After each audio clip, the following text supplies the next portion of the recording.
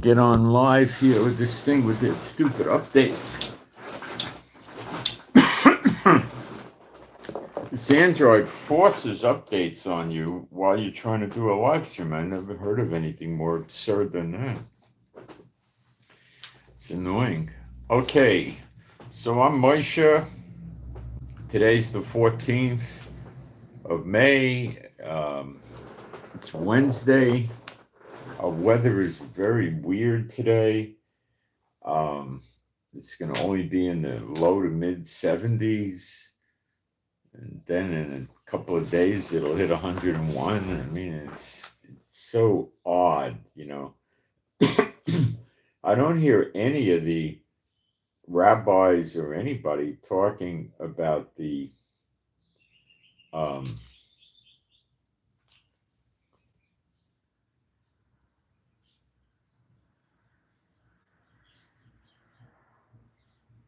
I want to make sure we got this thing working. They don't talk, I don't know if it's on or not. I can't tell what's going on now.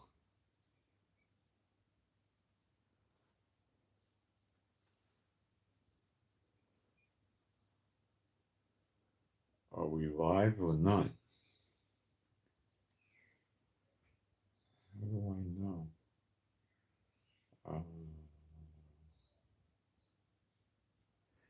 The best way, I can't tell if we're live, so I'm going to reboot this and then log in again and see what it's, if we're really live, because it was previously, I used the same title and it says, oh, it's going to go live, and they were doing this update nonsense.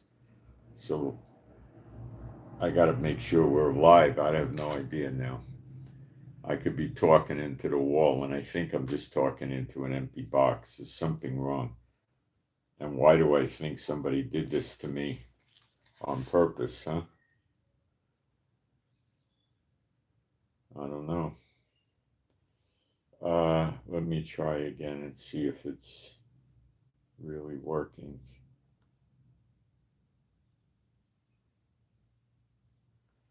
All right.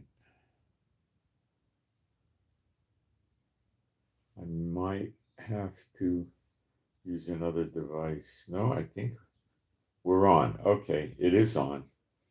Boy, I had a nightmare with them today. I might have to use it. It's on. Okay. Oh, what a nightmare I had with this. Okay, while people are coming in, I'm going to put a couple of posts up in there real quick.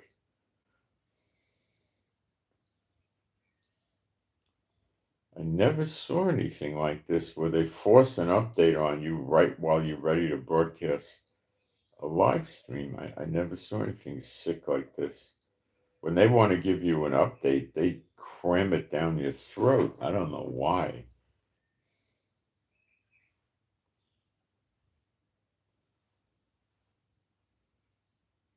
You know, all these computers, they've gotten so overcomplicated. They're all a problem.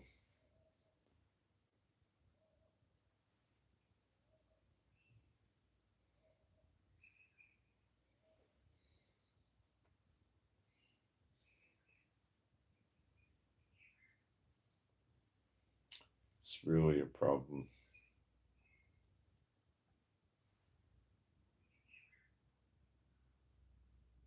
The other thing I've noticed that's really a problem is packaging. Anything you buy today is packaged. You know, sometimes it's like you have to take an axe or a chainsaw to get it open. And that's just to increase the frustration levels of the people, I expect, because it makes no sense. Makes no sense.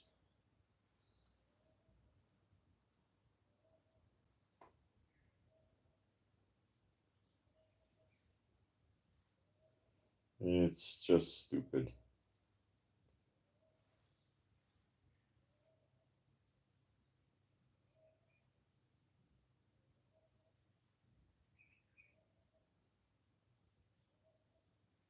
I'm almost done. Uh,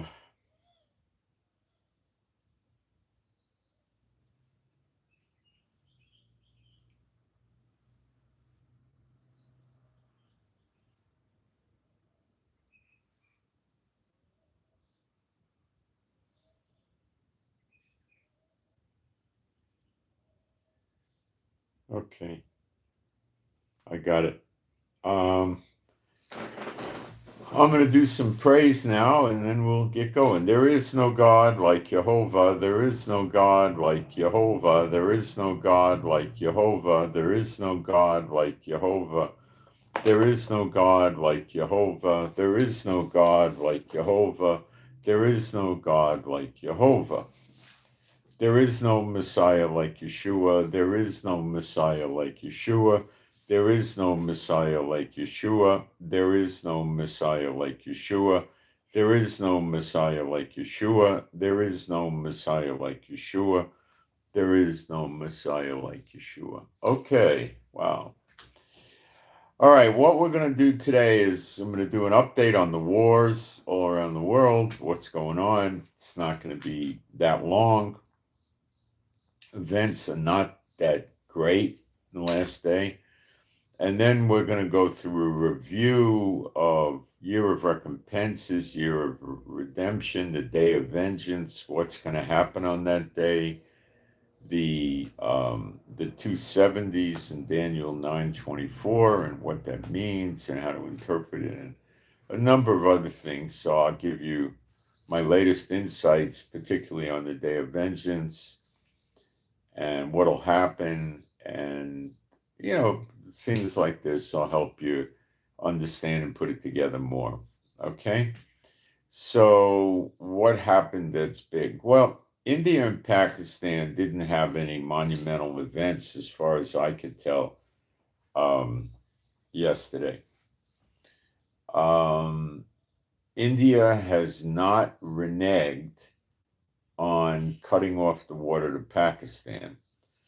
Pakistan has not reneged by saying such an action would constitute an act of war, and they would treat it as such, as if war was declared on them. So we're still positioned for problems. If Modi thinks that Pakistan is just going to sit still while they run out of water, he's got rocks in his head. Okay? And all of the world leaders have rocks in their head. Okay? So the problem that, the people in India, I spoke to my friend in India, and he doesn't think that Pakistan can do much. Okay? They don't have a very modern army. They don't have a lot of money. Yeah, but their army just got updated by China.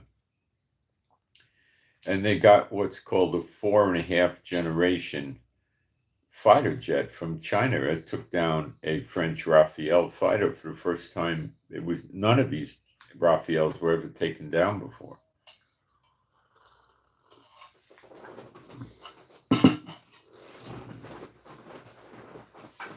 Pakistan said they took down 5 Indian jets, but only one was a French Rafale, which is a good jet. India didn't acknowledge that. I think they acknowledged 2 or 3 jets were taken down. Bangladesh and China are going to help India. It's going to start with weapons, advisors, intelligence, surveillance flights with stealth drones China has, and, stuff like this. And as we proceed, it will probably escalate somewhat more. So this is not over. There's no meaningful ceasefire, no treaty, no nothing. Okay, let's just watch and see what happens. Okay, it looks like it's not going away. It could. The only thing it's going to take to make it go away is Modi goes back to Pakistan and he says, well, if you do any more terrorist attacks in India, it's going to be war. I hope you learned your lesson, and I'm going to turn the water back on. Now, India is celebrating that they had a victory over Pakistan, and Pakistan is celebrating they had a victory over India, but the water is not turned on. So, what's wrong with the thinking of these Pakistanis? A lot. Because if they won, Modi would turn the water back on. That hasn't happened. So we just leave that alone. Hamas is running around crying to the world, Hamas in Gaza, that, they're getting genocided and we're the genocidal maniacs and stuff like that. They say this all the time. They're holding someplace between 20 and 23 hostages that have been tortured, starved, treated as slaves, forced to work. Okay. They're doing this, right? And at the same time, they're saying that they're suffering from genocide. They're not getting any food and humanitarian aid and all this stuff. Do you see the inconsistency? And the nations are going crazy. The EU is saying now they want to revisit their relationship with Israel over the Gaza war. Now, at the same time, it is believed by many, many Israelis that Netanyahu is dragging this war out so to keep himself out of jail with the criminal cases, his 3 criminal cases. Well, I can't come to court. I got a war to run, And it could very likely be true. And it's very likely Trump is bearing down on him and putting pressure on him to cut this stuff out. And that means Netanyahu needs another war, or he's going to have to go to court, face his trial. The attorney general's against him. The Supreme Court's against him. If his court cases were trivial, he wouldn't care. He cares a lot. He's afraid of going to jail. So he keeps the Gaza war dragged on. His latest idea was to bomb the houses in Gaza. Well, that's going to take, a month? You see? And then he thinks the Gazans will leave. It appears to me that he's trying to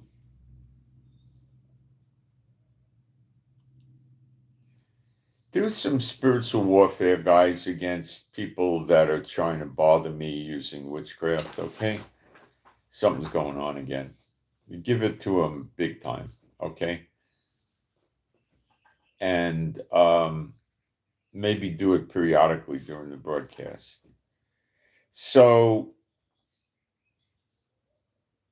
they are... I don't know what Netanyahu is up to anymore, but it's coming out now that I've not confirmed this to be real. But the source was at least 95% reliable.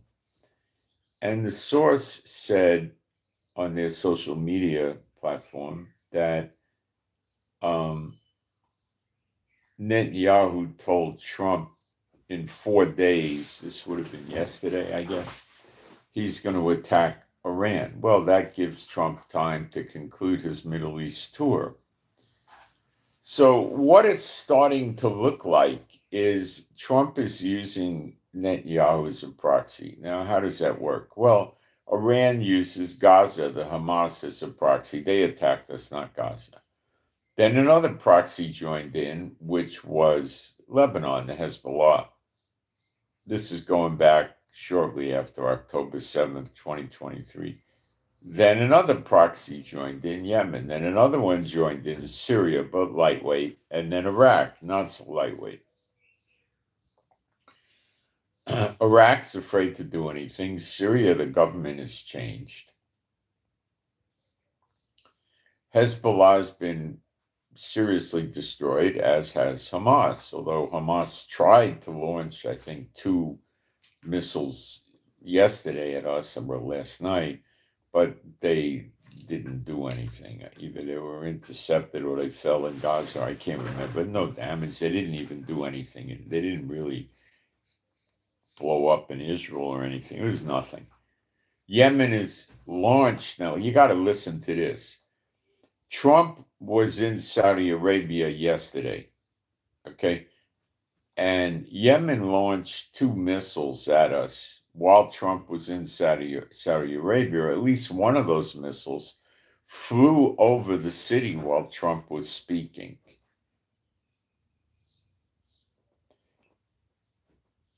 And then they said yesterday they destroyed the Houthis destroyed a $30 million MQ-9 Reaper drone of America, and Trump is still behaving like he has a ceasefire with Yemen. He's nuts.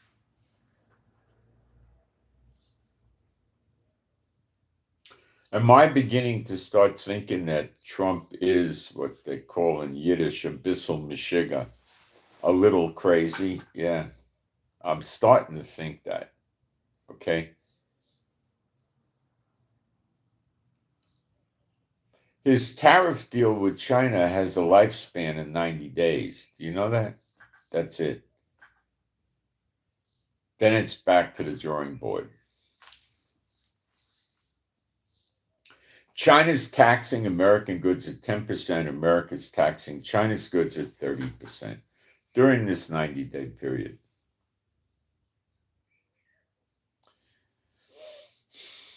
But it's held together by spit and bubble gum, I can assure you. Yeah, I think it was yesterday or the day before. I think it was yesterday. China encircled Taiwan again with their warships. So they're back to, heating things up without actually going to war.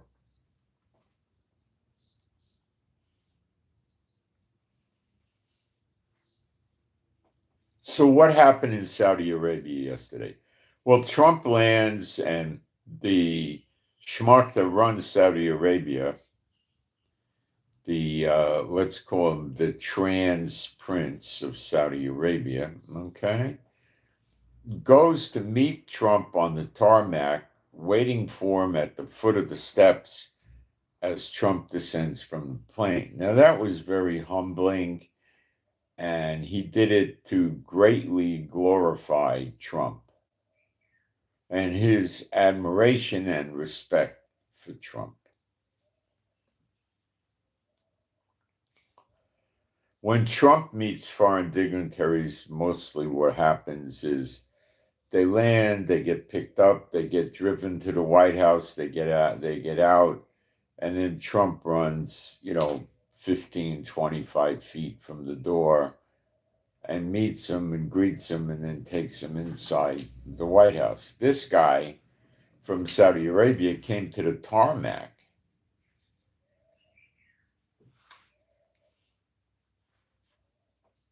and waited for Trump to deplane the Air Force One and go down the steps. That was quite a show for a royal nincompoop, All right, so what happens? Well, Elon Musk shows up. Talk about conflict of interest and corruption. Elon Musk, what the heck is he doing there?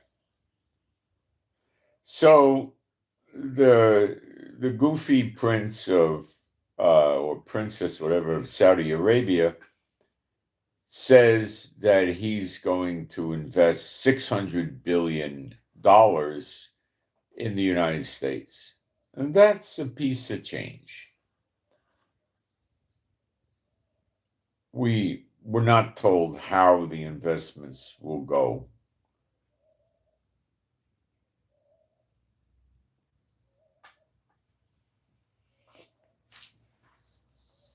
We don't know what kind of investments they are. Is he making deal with Elon Musk only? I don't know. I don't know what's going on. Yeah, $600 billion. In what? In baby cribs? In clothing hangers? In toilet paper? Well, what happened? We don't know. Maybe we'll know and maybe we won't. Then Trump turns around and signs a $162 billion military weapons deal with Saudi Arabia, which is huge. Does anybody tell us what he's giving Saudi Arabia? No. Could he be giving them F-35s, advanced missiles, and radar? I have no idea what he's giving them. I'm pretty sure he's not giving them $162 billion worth of M16s. He's not giving it, he's selling it.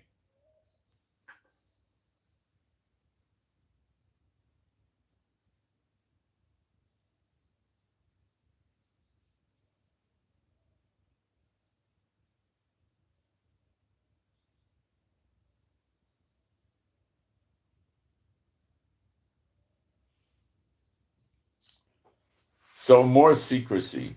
Then, if that's not weird enough, the so-called schmuck prince of Saudi Arabia tells Trump to meet the new leader of Syria, another trans president kind of guy, and he comes a day before to Syria, and I think they're going to have a glorious meeting today, but what was already announced is Trump is going to suspend the sanctions on this new leader of Syria, who's Al-Qaeda ISIS, to give them a chance. What the heck is going on? A few days ago, 10, 20, 30, even 40 days ago, was for a long period of time, he was genociding the Alawites, genociding the Druze, or attempting to, using groups in Syria to do the work and just letting them do it, and going after Christians with heavy persecution, taking their houses and cars away, hurting them, beating them. He killed some, I believe, Christians. Remember, Trump says he's a Christian, right? Which is a joke. And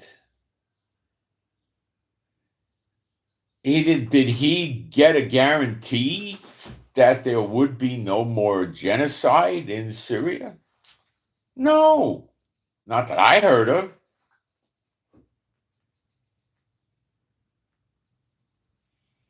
He did it because Saudi Arabia schmuck prince asked him to. The guy puts $600 billion investments into America, buys $162 billion of weapons, and Trump says, oh, heck, what do I care if this guy commits genocide? I don't care about that. That's what Trump's actions tell you.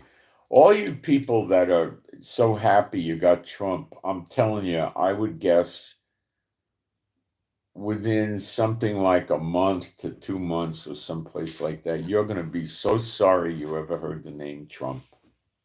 You're going to be so sorry. He's going to be the worst thing that ever happened to America. You watch. The worst thing, worse than Obama, worse than all of them. Just watch. You watch. I didn't say today.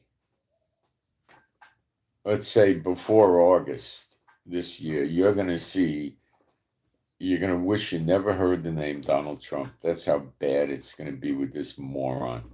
Okay?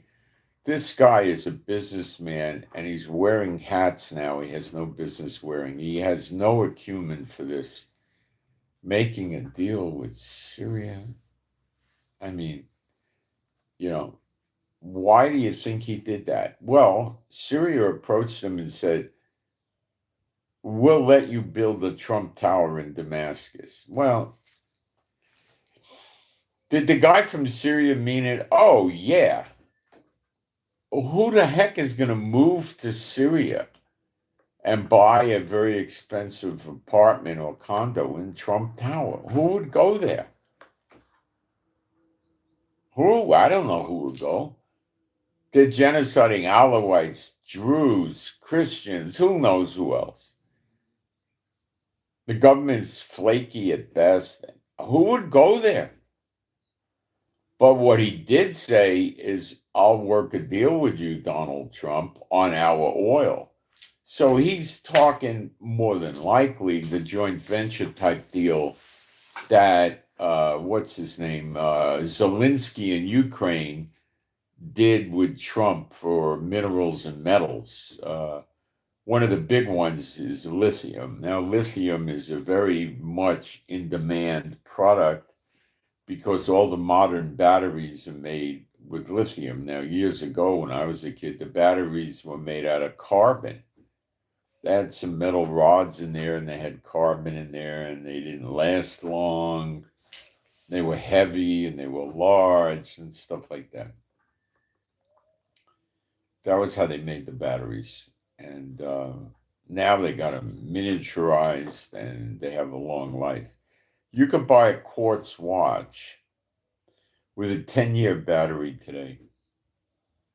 I think you see them on Amazon for $32, a Casio with a 10-year battery.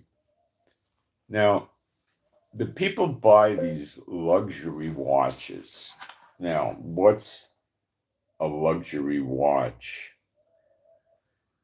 A luxury watch is like a Rolex, a Patek Philippe, Audemars Piguet, these kind of things, Breitling. And they make the vast majority of their watches with gold, white gold, yellow gold, rose gold, and platinum. They don't make high-end watches in stainless steel. A Rolex President, which is no great thing. It has the day of the week, and it has the day of the month, and it has a hour hand, a minute hand, and a second hand. And I guess today in gold, they're probably $40,000, $50,000, $60,000. Okay. These watches are what's called automatic watches. When you move your hand and you walk and you function during the day, there's a weight inside the watch movement that spins, and it turns a spring, and the spring powers the watch. And with the Rolex, if you take the watch off for, I'd say, a maximum of 48 hours, it's probably going to start running slow and wind down because you're not giving it the movement. Patek Philippe's, you can get, 4.5 days out of it or something like that.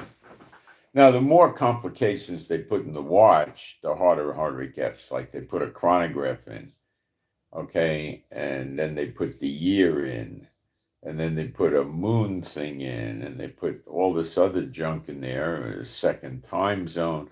Now you're talking with these luxury watches over $100,000, usually over $200,000.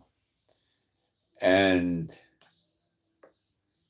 you could still buy a sub $100 Casio that's going to run more accurately, last longer without servicing than any Rolex they ever made, or any Patek Philippe. Patek Philippe is better than Rolex. Rolex makes a durable watch. So you can buy yourself a gold Rolex President, which the presidents of the United States used to routinely get.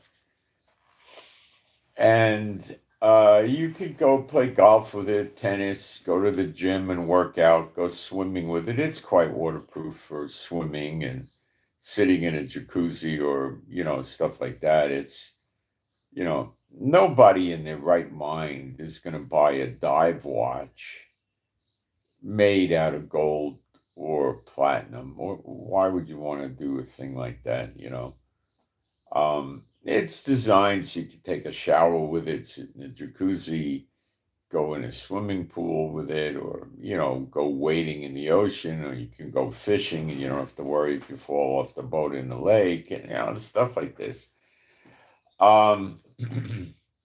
So this is what's going on, which is really amazing. China did an expose and said, we're making Rolex and a lot of these other luxury brands in China. So they're selling, now they're frauding, the Chinese are frauding, and I'll explain. They're selling what they're telling you is a Rolex that if you put it next to another Rolex under a bright light, you're not going to be able to tell the difference. Is that true? Yes, it is true. But it's not the same watch. Because the inside, the $1,000 Chinese, they call it a super clone, is not finished as well as a Rolex, but they finish it well enough that with the naked eye, you're not going to pick it up. If you use a jeweler's loop and you know what to look for, you probably will. But the inside of the watch, the guts of the watch, is very, very different. So the thing's not going to run anywhere near like a Rolex, nor last or anything. This is for people that like to play games. They think that happiness is being rich, and it's not. What happens when you're rich is economic pressures lift, but other pressures can come on. Like you probably are running a business and you got to worry about the business, and you can have problems with the business. Laws can change, competitors can change, currencies can change, wars can break out, all kinds of problems. Okay? There's a lot of companies in the world that don't want to buy manufacturing supplies and goods they need from Israel because they're afraid if there's a war, they're going to get cut off. So if a company is buying a component they need to make a car or a computer or out of anything from Israel, they're not going to like doing it, and they're going to try to avoid it because with the frequent wars, if there's a war, they're going to have their supply cut off, their assembly line will go down, they could have to do layoffs, and the people may not come back to work. It's a nightmare. So Rolex. So these watches look like a Rolex. So if you want to go on a vacation, you want to go show off at a wedding, and this is stupid stuff, but people do it. You go put on a Rolex imitation, and everybody thinks you have a Rolex. So you're lying.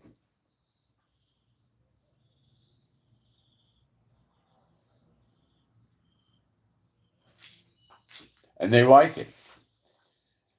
But it's no good. It's a junker, you know. The only difference is now they're making them so you could actually put one next to the other and see it. But listen, when somebody looks at your Rolex, let's say you're on a cruise or a restaurant or at a meeting in a business or something, they look at your Rolex. They don't have another Rolex of the same model or the same year to compare it. They're looking at, oh, that looks like a real Rolex. Okay. So Rolex sued China over this, right? Robert Downey Jr., the known for the movies, I believe, Iron Man, he was a Rolex collector and he got really infuriated. The law is 60% of the watch needs to be made in Switzerland. But, it's, I don't know, it's very loose. So Robert Downey Jr. did a public social media thing and says, Rolex, show us your factory. Nothing. Instead, Rolex is suing some of these Chinese entities. So guess what they did? To make a point, they cut off the production of Rolex, and I would think you would say Rolex components, in China. So Rolex suddenly lost their supply.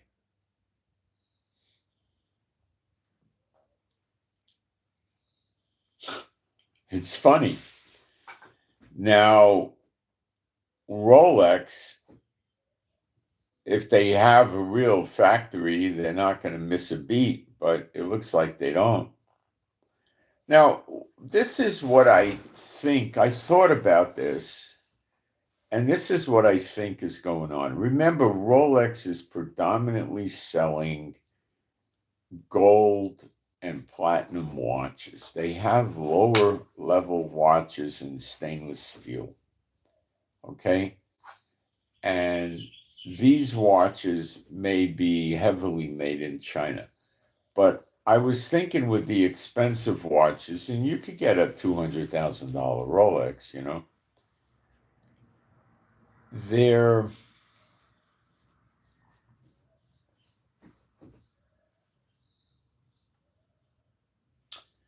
they're probably making all the guts of the watch in China, but they're making the case and the crown, the winder, you'd call it, and the bracelet in gold or platinum themselves in Switzerland. First of all, this is not high tech work.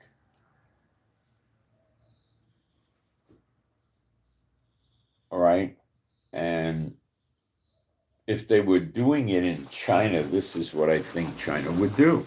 And this may have happened. We don't even know. Let me explain it to you. And this may come out someday.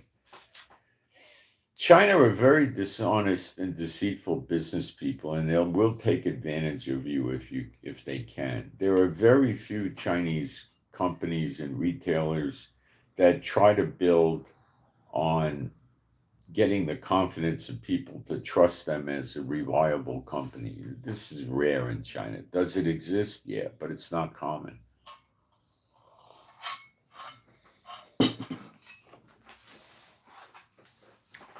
They hustle and they try to make as much money as they possibly can. It's like they believe he who dies with the most toys wins or something like that. Really, I've had some experience with them. They're a nightmare. Okay? If Rolex had them make the gold bracelets and the gold cases on the watches, a Rolex president has about 4 ounces of gold in it, 18 karat. It's a lot of money today. Okay. What I think the Chinese would do is they would make molds. They would copy the Rolex bracelet designs by making molds, precise laser etched molds. They would take the Rolex bracelets and melt them and reduce the gold content down from 18 carats, 75%, down to about 50%. And they would add, or even lower, and they would add other metals and dyes in the metal to make the color of the metal look like 18 karat, and the weight of the metal would be spot on. And they could make billions frauding Rolex.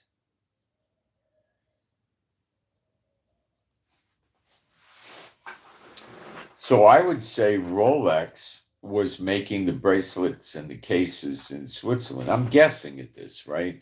First of all, it's low tech. Second of all, you don't have to have very highly skilled workmen, probably 6-8 week course for the workmen and how to get the gold poured in the mold and stuff would be sufficient. Okay. These would not be very high paid watchmakers. And I think they would do that because they would be afraid that China would, water down the gold. But they could be dumb enough to have done it. And China could be doing this, and people are running around with Rolexes that are basically not 18 karat, they're 14 karat or lower.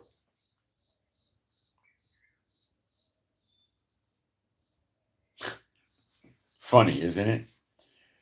Now, I could be all wrong about that. Rolex movements require precision workmanship. So is it possible that they went over there and trained these Chinese to make the movements by hand, which would take years of training? I don't think so. I don't know. Maybe they make the movements in Switzerland with the little old watchmaker, the guys that their father and grandfather worked in the factories. and they do an apprenticeship over 7 years till they can actually make the parts. And maybe that's what happened. And that's what they're making in Switzerland. And they're letting the Chinese do the gold. Now, I can't give you a guarantee the Chinese are diluting the gold, but I would say it's highly likely they thought about it. Maybe they do it, I don't know.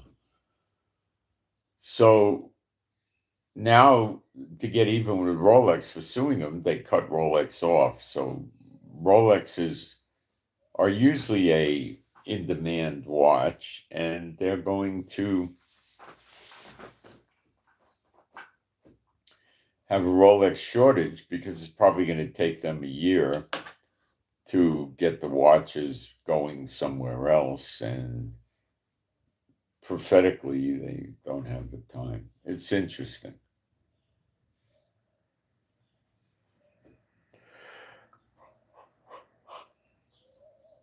If these Chinese have a warehouse full of Rolexes, they probably won't give them to Rolex. They'll file a countersuit to Rolex in China and say they want to keep the watches for conversion into damages that Rolex brought on the company. So it's hard to say how this is going to end, but it's not going to cause World War III.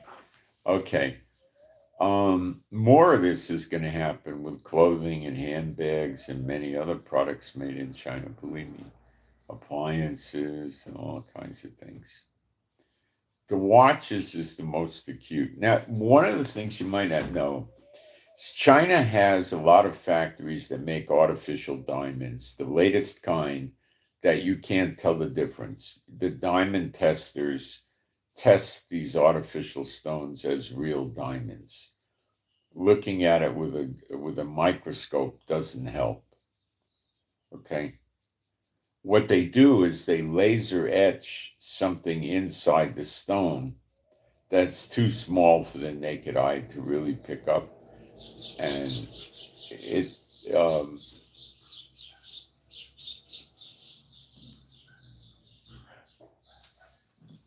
it tells you that the diamond is counterfeit. Now, do you think in today the way China's behaving that they're not making these artificial diamonds that you can't tell the difference and not putting the laser etch in there and circulating them around the world as real diamonds? I think they've been doing it for a long time. Diamonds is a real lousy, stinking investment. You never want to buy those things. If you really need a diamond for some reason, like tradition, marriage, engagement, get an artificial one. You're throwing your money away. The De Beers family has just run scams with diamonds all along. It's a joke. It's not worth much.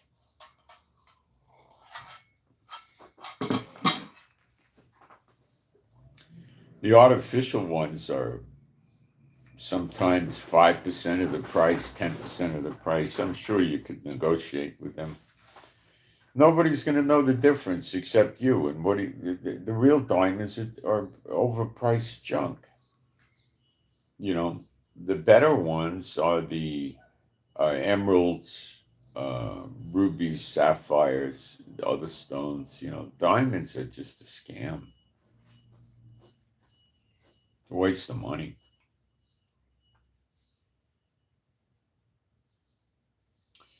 They do have artificial rubies, sapphires, and emeralds, but I don't think they've achieved the level where you can't put them on a tester and tell the difference. I think they come up with a loop, a microscope. I don't think they'll pass under the naked eye. You know, the idea is to buy these colored stones with what they call occlusions in their defects inside, but very, very small little ones.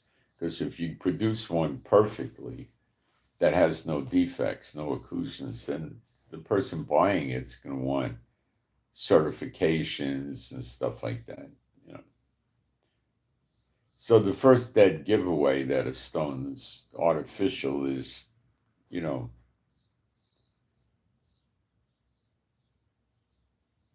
how did you get it? Where did you get it? Why did you get it? What did you pay for it? They want certification. It's funny. So this thing with China conducting consumer warfare is pretty interesting, you know. Okay, so Trump's going to lift the sanctions in Syria. I don't know what this idiot's going to do. And I think they could be normalizing with Israel, but I don't think Israel wants to normalize with these people. And I don't know what's going to become of Turkey having military base in central Syria. I don't know where that's going to go. I don't know.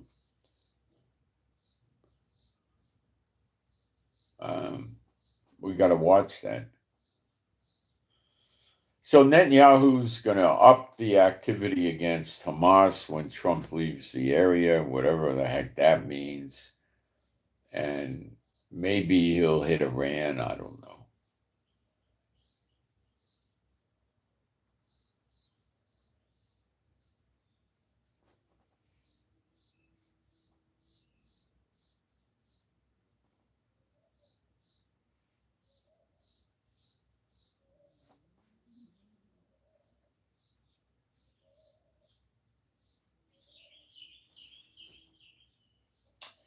The world's a mess right now. And things are schizoid, and Trump I don't know what Trump wants. What he's shifting to now with Iran, his latest threat was more sanctions on Iran. I think Trump gave up on attacking Iran. The only way to wipe out Iran is to hit their infrastructure. And that means that the weapons are going to fly from the missile cities, their warships, maybe their proxies, which could be Iraq, although they've been too scared to do anything, and Yemen, who's not scared to do anything. And Trump is leaving the fleet and the soldiers on bases in the Middle East because even with sanctions on Iran, enhancing the sanctions, they may say enough is enough and attack.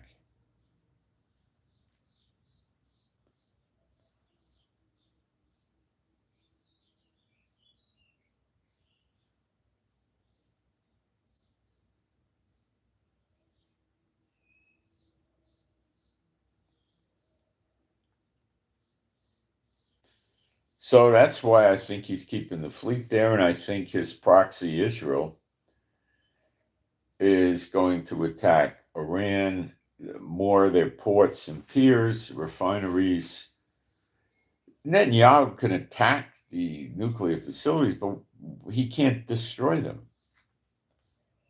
As tough as they were in the last few weeks, they over fortified, they refortified them again. They built more fortifications on these things in the missile cities. So the only chance is to knock out the infrastructure.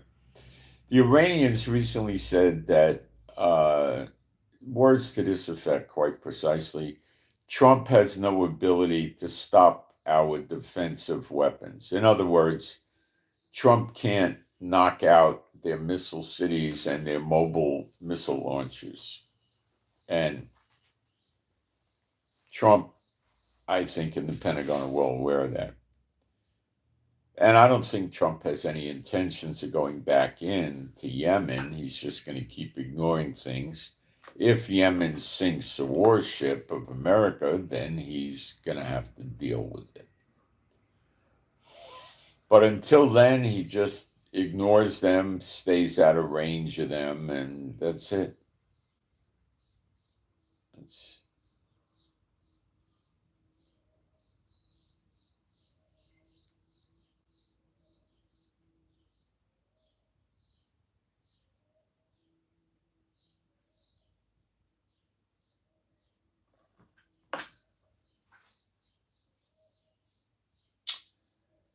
So let's see what happens when Trump's Middle East tour is over, which will be the end of the week, I guess. And then he gets back into DC, and then I think Netanyahu's going to hit Iran. And I think they're making it look like they're enemies, but that they're having a problem, and I don't think they are. I think that's a put-on job. It's a put-on job.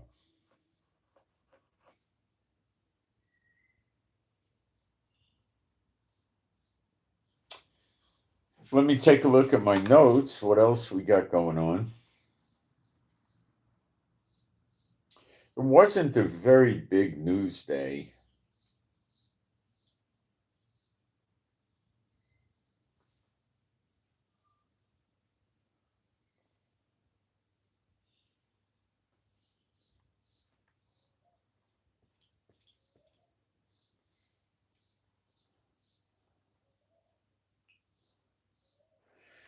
Now, remember this. The dark side plan for the axis of evil, which let's abbreviate it to North Korea, China, Iran, and Russia, I've told you for many months, is to get America stuck, drawn in and stuck in different theaters of war around the world, because America can only handle so much of that. So the idea was Iran draws them in the Middle East. That still could happen. Russia draws them in Europe, which would probably mean attacking maybe Poland, Romania, Latvia, Lithuania, Estonia or something like that. Okay.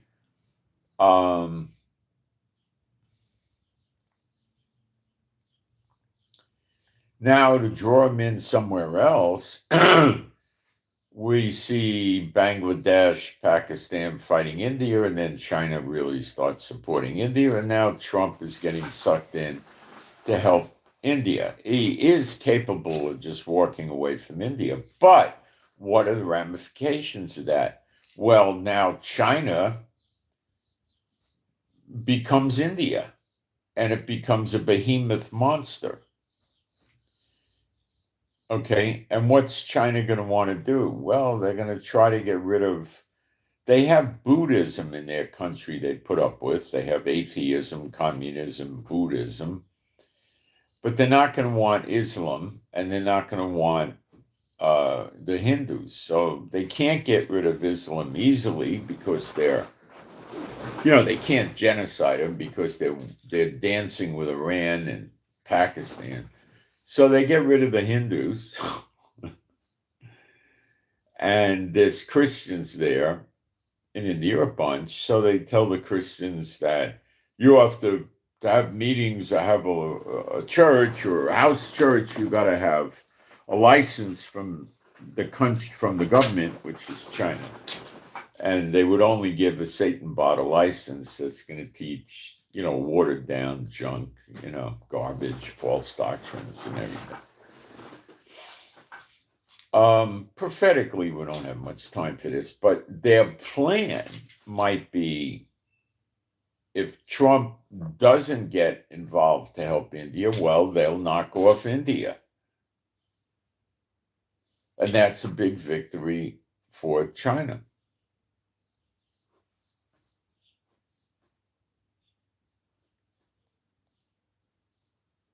Okay. And then when the time comes, China attacks Taiwan and North Korea attacks South Korea. Japan gets into it. Philippines will be involved. Australia will try to get involved, but they don't have anything.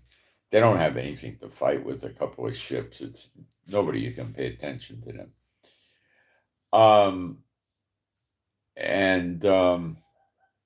Maybe China would want to conquer Australia, but that would take a lot of time. It's got a tremendous amount of geography.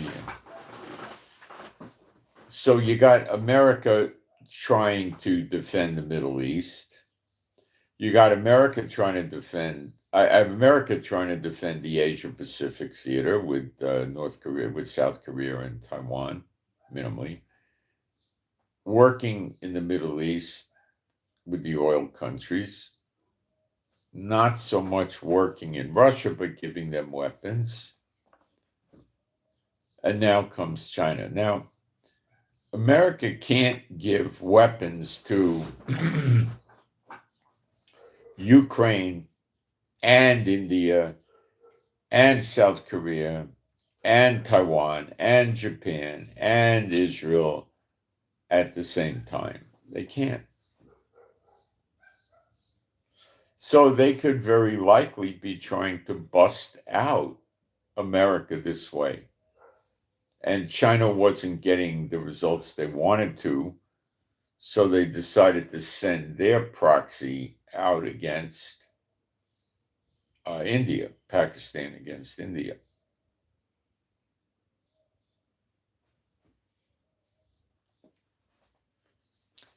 So if China's helping Pakistan, so will Russia, so will North Korea, so will Iran. And Trump is playing a dangerous game. If he just throws India under the bus, China is going to have a population of about 3 billion people. And the amount of geography they control is going to be massive.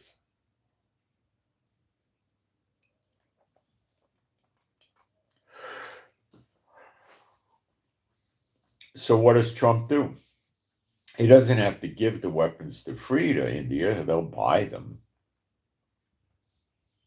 So he'll sell them weapons. He'll give them military advices. He'll help them collect intelligence for launching drones and missiles and other things. And that's how it starts. Let's see how it finishes.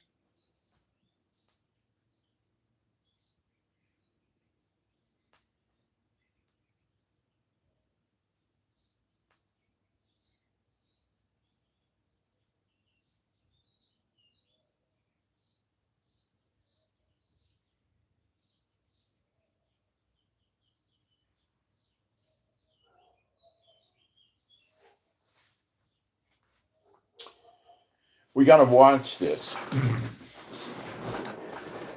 There's a lot of countries that hate America, and the tariff wars made it much worse. Let me jump into the live stream, see what's cooking over there, if I'm getting questions.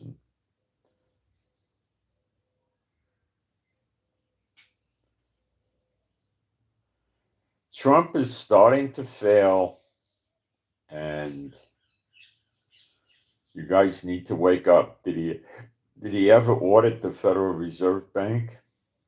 Did he ever get rid of Obamacare? He made a moron peace treaty with Yemen, which they broke the other day when they took down the American $30 million Reaper drone.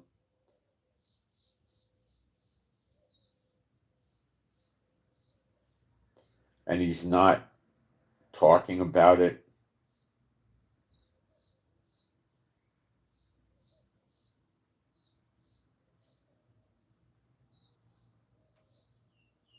There's a lot of people that say the economy in America is going to get wrecked and destroyed. I think it's likely going to. Trump is trying to hold this tariff war together with spit and bubble gum, and I don't think he's doing that well. Okay. He's not making deals. Who's he making deals with? Very few. I'll be right back and we'll get into it more. So I don't think Trump's doing so good. He's talking good, but he's not doing good.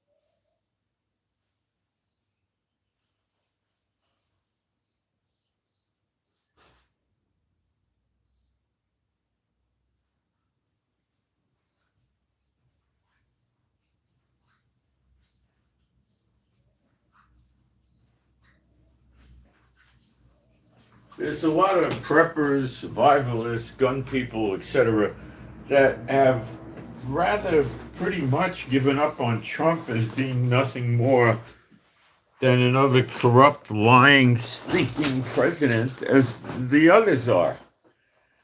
And I agree. And you guys are going to be so sorry with this guy. So sorry.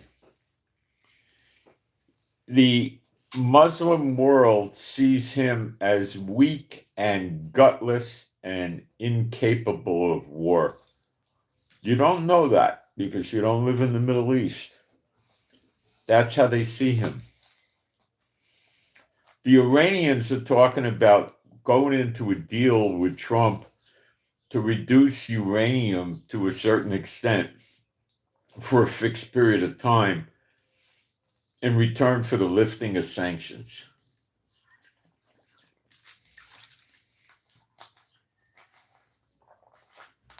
So the Iranians are saying, hey,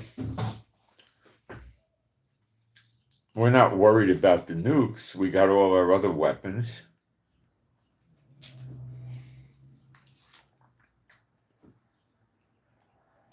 We want to get rid of the sanctions so we can get our economy going and build up our country with more war weapons.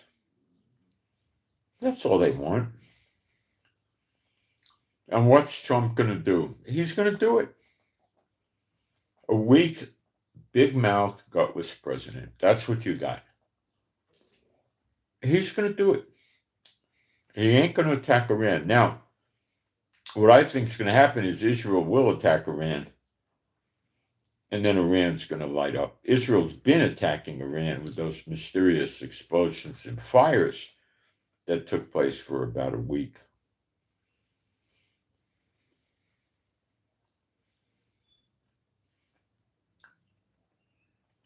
See, Israel knows the threat from Hezbollah, the threat from Hamas, the threat from the Houthis is Iran. And they know they got to cut the head off the snake to make it go away.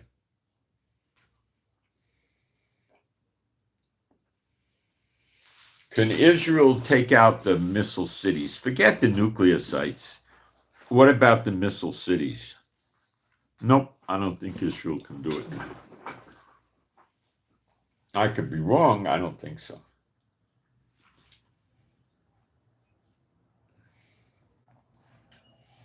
Next move would be take out radars, take out the other ports and piers that Iran has to stop the flow of oil. Thinking if Iran can't move oil, they can't make money, something might happen. They're not scared of Trump anymore. See, Trump's scared he'll lose an aircraft carrier, destroyers, missile cruisers, and the military will think he's a schmuck. Lots of things like that. Senate and Congress aren't going to like it. People won't like it. You know, you lose 5,000 sailors on an aircraft carrier and hundreds of billions of dollars. Well, not hundreds, several $billion worth of planes and equipment. It looks bad. Iran, on the other hand, doesn't have to stand for election. The Khomeini stays leader till he's dead. And they don't care if they lose 600,000 people. They don't care if they lose 7 million people. They don't care if they lose 22 warships. They don't care. You got to understand, they don't care. Okay? The leaders are going to be in underground bunkers. They got plenty of money. They'll be in underground bunkers. They're not going to get destroyed. They're bunkers in mountains, like America got that mountain in Colorado they fly dignitaries to when it gets dangerous. That's what they'll do. You can't ground invade. To ground invade Iran,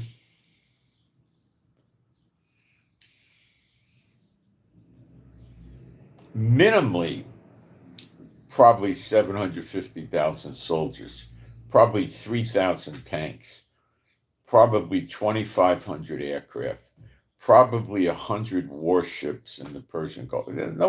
I don't think anybody's going to ground invade Iran. If the European Union and America and England and maybe India and Israel and other countries decided they really wanted to do it, they could do it. Prophetically, I don't see the time frame. It would take a long time. They'd be there 18 months, 24 months. It'd be a big mess. Big mess. The economies of the world would be crashing. They're not going to do it. Iran knows it.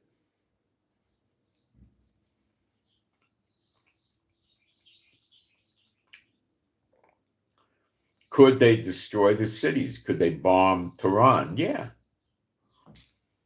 Could they make Iran a ruinous heap? Tehran? Yeah. Other cities too? Absolutely. Their cities are not well defended. Their anti-missile systems are not good. Yeah, you can knock them out. And that's how it'll end. They'll destroy the city, so the people have to leave. That's the prophecy, Jeremiah 49, Elam, which is Iran. They have to leave. And they scatter into all the countries of the world. So who's big at blowing up infrastructure? Israel.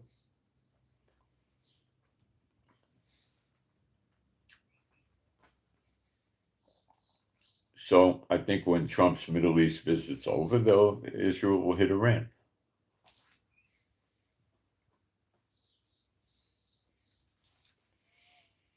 See, Iran created an idiotic self-defense mechanism. They're using a threat system by saying, well, we got our missiles and our warships, and you can't blow the missiles up in the missile cities and all this, right?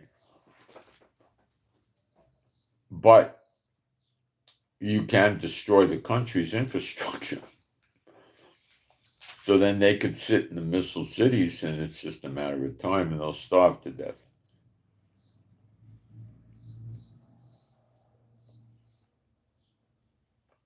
They're not the brightest lights in the harbor.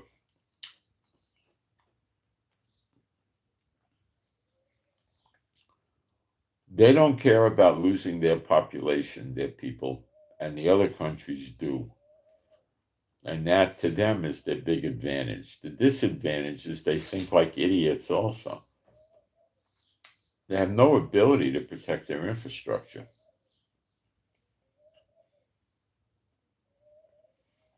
If they were smart, which they're not, they would have put together 1,500 Iron Dome type systems to protect their cities. They never did that. So they don't care.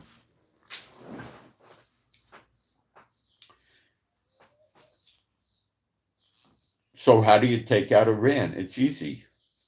You knock out the radar and then you bomb the cities. You get rid of the infrastructure, the power plants, the ports, the piers, the bridges, the airports, train stations, overpasses for trains, bridges for trains. No, this kind of stuff. Dams, reservoirs. And you've destroyed Iran. How many days would it take? I don't know. Less than a week, probably. A week. I don't know. 2 weeks. It would be over.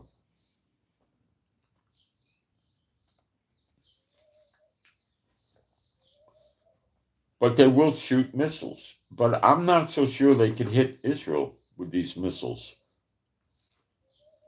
It's about a 1,000-mile trip, I think. And you need to guide those missiles, and you're going to need some sort of over the horizon radar, which we would blow up. First strike the radar. So I don't know how they're going to hit us.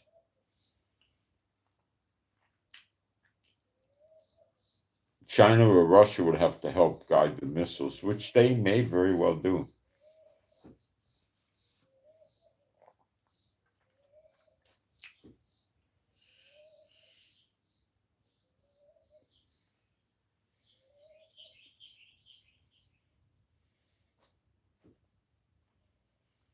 Trump's not doing well, guys.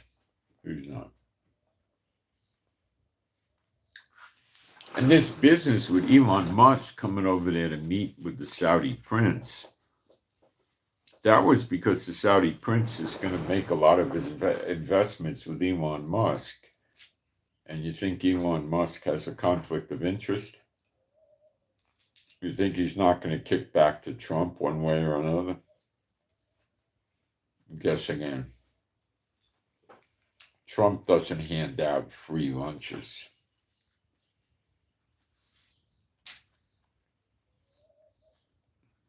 Why is there no talk of the gold in Fort Knox? What happened? You really think they never went and audited Fort Knox? I don't. Whatever's going on in Fort Knox, they don't want to tell us.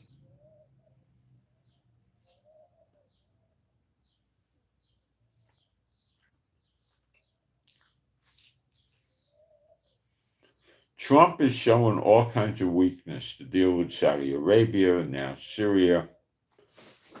He's downplaying the situation with Iran to sanctions. You got to lose him in this guy, Trump. It's a lot of people don't know it yet. The more astute ones see it loud and clear.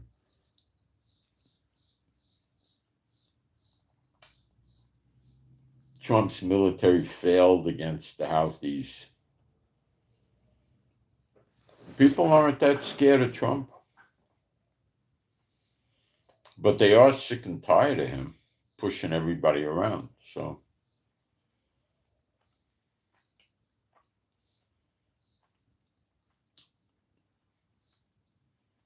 now that the Houthis and Iran are standing up to him, more countries will. But when I talk about economy, he still can offer other countries a lot of opportunity because they don't believe in end times. So they don't believe the Bible. So they think America's just going to reign on forever and ever and ever or something, you know. Dumb as a bag of hammers. All right, let's look at the chat.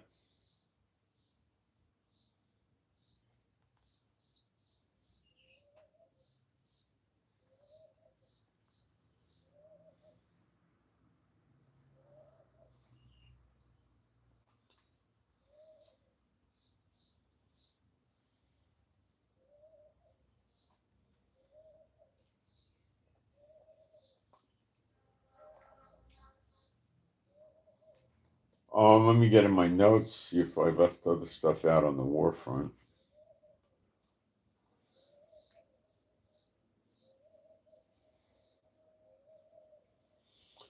Hungary is moving troops, artillery, tanks, etc. to the Ukraine border like a day or two ago, and we don't know why. Well, obviously they're worried about Ukraine, but we don't know why.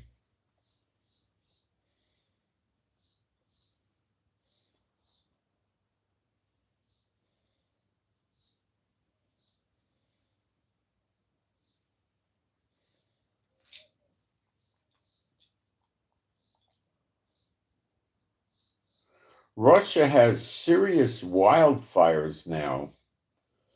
They've already burned, it's already burned 53,000 hectares, which is 130,000 acres. That's a big fire. I don't know the containment level. Russia does not have great firefighting equipment.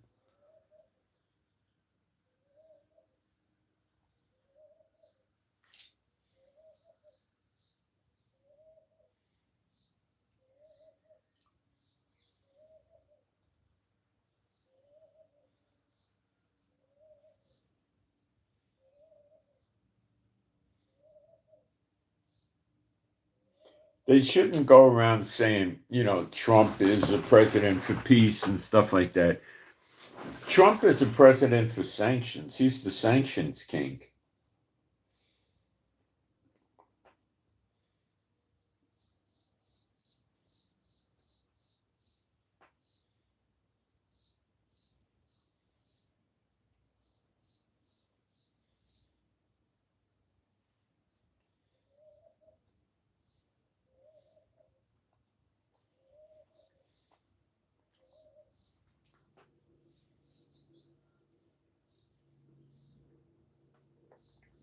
In Minnesota, there's a fire called the Camp Fire.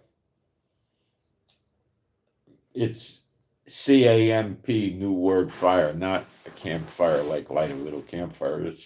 I guess the town is called Camp or something like that. And this fire has already burned 12,000 acres and destroyed 140 structures.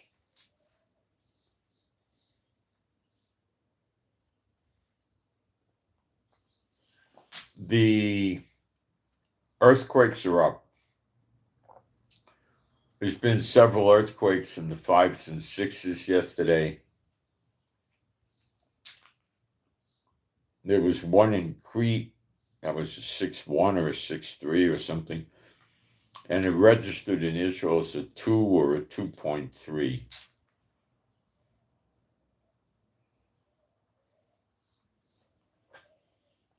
Volcano activity is up. Guys, those are birth pangs.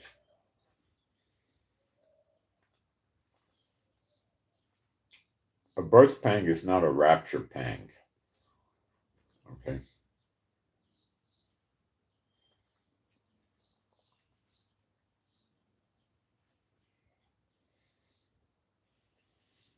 Birth pang means the birth of a nation in a day is coming. It doesn't mean the rapture's coming. Prayer request for EB Echo Bravo. EB Echo Bravo. Improve the quality and quantity of sleep for EB. Improve the quantity and quality of sleep. Maybe you could pray that for me too, for Moshe. Improve the quantity and quality of my sleep. I got up a little too early today, but I did get back to sleep a little, but I'm trying to get these broadcasts done at about 6:30. It started at 6:30 in the morning, my time. But I lost a lot of time today because of that updating and crazy thing. All right. Now we'll switch to Bible. Now, the year of recompenses is very important. And the dominant scripture for this is Isaiah 34, verse 8.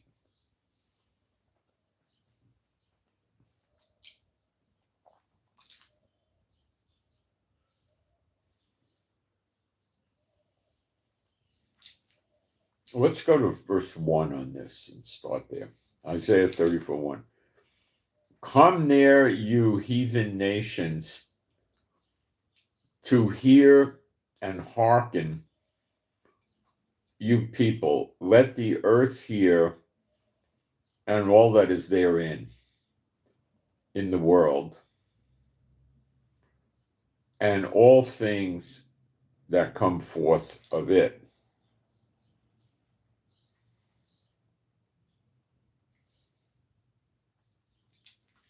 For the indignation or the anger of Jehovah is upon all nations, all heathen nations. And the word for all is kol, and that means all. And his fury upon all their armies. Please keep this in your mind. Fury on all the armies. He has utterly destroyed them. All the armies are destroyed in the world.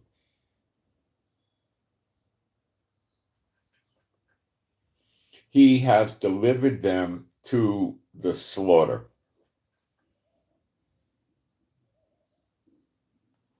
Okay?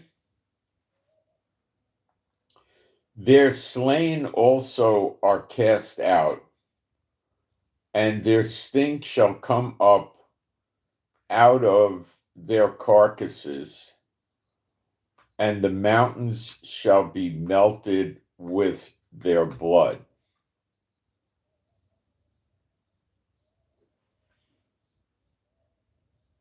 All right? And all the hosts of heaven shall be dissolved, and the heavens shall be rolled together as a scroll, and all their hosts shall fall down, as the leaf falleth off from the vine, as a falling fig from the fig tree. For my sword shall be bathed in heaven. Behold, it shall come down upon Idumea and upon the people of my judgment. I believe Idumea is Jordan. It might be Edom. Let me see. It's Edom, Yemen. That's Yemen. The sword of Jehovah is filled with blood. It is made fat with fatness, and with the blood of the lambs and goats, with the fat of the kidneys of rams. For Jehovah hath a sacrifice in Bozrah, and a great slaughter in the land of Idumea. Idumea, a great slaughter there is Yemen. And Bozrah is a town in Edom, which is Yemen. Okay? And the unicorns shall come down with them, and the bullocks with the bulls, and their lands shall be soaked with blood, and their dust made fat with fatness. Hey, Beulah. Hi. Coming in to say hello. For it is the day of the Lord's vengeance. Now stop. When is Edom going to get destroyed? For it is the day of the Lord's vengeance. Did that answer the question? When are all the armies in the world going to be destroyed? For it is the day of the Lord's vengeance.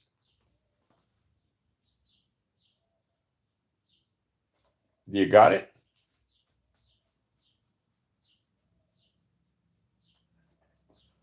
So when we read in Zechariah 12, they're coming at us with horses and stuff. See, what I'm starting to think about is when it says horses, the word Zeus, it may not mean tanks and Humvees. It might mean horses, like Hi-Ho Silver, you know?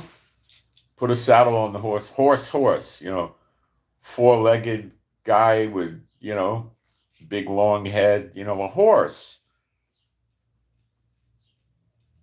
Because their armies are destroyed. Beulah, come up. Let's say hello to everybody. Up, come on, Beulah, up. There's Beulah. She's in there. Okay. Beulah, I can't pet you till my arm falls off, okay? Sorry. You got to make do. Go read a book, Beulah. Beulah, I can't pet you all day. I love you, but you got to go. Okay, go. Well, sleep here, but I'm not going to pet you all day. I'm not putting you out yet either. Okay, so the day of vengeance is a day. There's no special words in there like with the Shanat and the Shana with year. It's Yom. Yom is a day. Think 24 hours. Okay? Yom starts at sundown and ends the next day at sundown. Basically, we'll just say sundown. It's easier than Erev. And that's a day. It's no funny term. It's not going to mean a month or a week or a year. It's a yom. It's a day, day, And Jehovah's going to show, remember Yeshua says, seated on the right hand of power. That's Jehovah. Psalm 110:1, the Lord said to my Lord, sit thou on my right hand until I make your enemies your footstool. When they appear together, the enemies of Yeshua are not yet made his footstool. You could read Matthew 24, verse 30 for the appearing. Okay. So you also read Revelation 1:7 with it, and then you could read 1 John 3:2 and John 6:40 and Zechariah 12:10. I've gone through these scriptures dozens of times with you. So this might be a literal, the armies are destroyed and they actually finish the siege against us after redemption. Remember, it says they're trembling in Zechariah 12, which means they're scared. Well, they're scared, but they don't know what else to do, so they're going to come at us. Remember in Jeremiah 50:51, the Lord says, I think he says, you're my battle axe to Israel, redeemed Israel, and you will kill all these people, naming the people by category, not by nation. So now I've told you that we fight after redemption. So possibly Elijah burns the enemies up on Redemption Day, which I think is closely in time to the Day of Vengeance, but I think it would probably be that could be just before redemption. It's hard for me to give you the hour and get it. Now we're getting down to hours, But Day of Redemption is not. Day of Vengeance and the Day of Redemption. The Day of Vengeance could be immediately before redemption. It could even be the same day. And it's when he breaks the yoke off on that. Okay. And then we see in Malachi 4, the bad ones in Israel, the 2/3 of Zechariah 13:8 and 9 get cut off. And their ashes under our feet. The enemies didn't invade Israel, so when they're burned up, they wouldn't be under our feet because we're still in Israel. So it would be the bad ones in Israel. So I think this is a day of days. I think this is one of the biggest days in the history of the world, if not the biggest. And this is when Jehovah's going to show the world who he is, and they shall all know me, from the least to the greatest. You will know I am Jehovah, in a bad way for a lot of them. Okay? That's what I think is the Day of Vengeance is just massive. Now, we see wars and rumors of wars, but are these nations going to get destroyed by the wars? Well, this is what I was shown. If it was going to happen next week or 3 weeks away or something like that, right? Then if Jeremiah 30:11, all the nations that he scattered the Israelites into are going to be destroyed. Well, and let's say it happens pre-Exodus, because Exodus doesn't happen until after he appears in the clouds. And then the people, all the believers and Israelites have to leave the country they're in. And where are they going to go? Israel's not yet ready to receive him pre-redemption.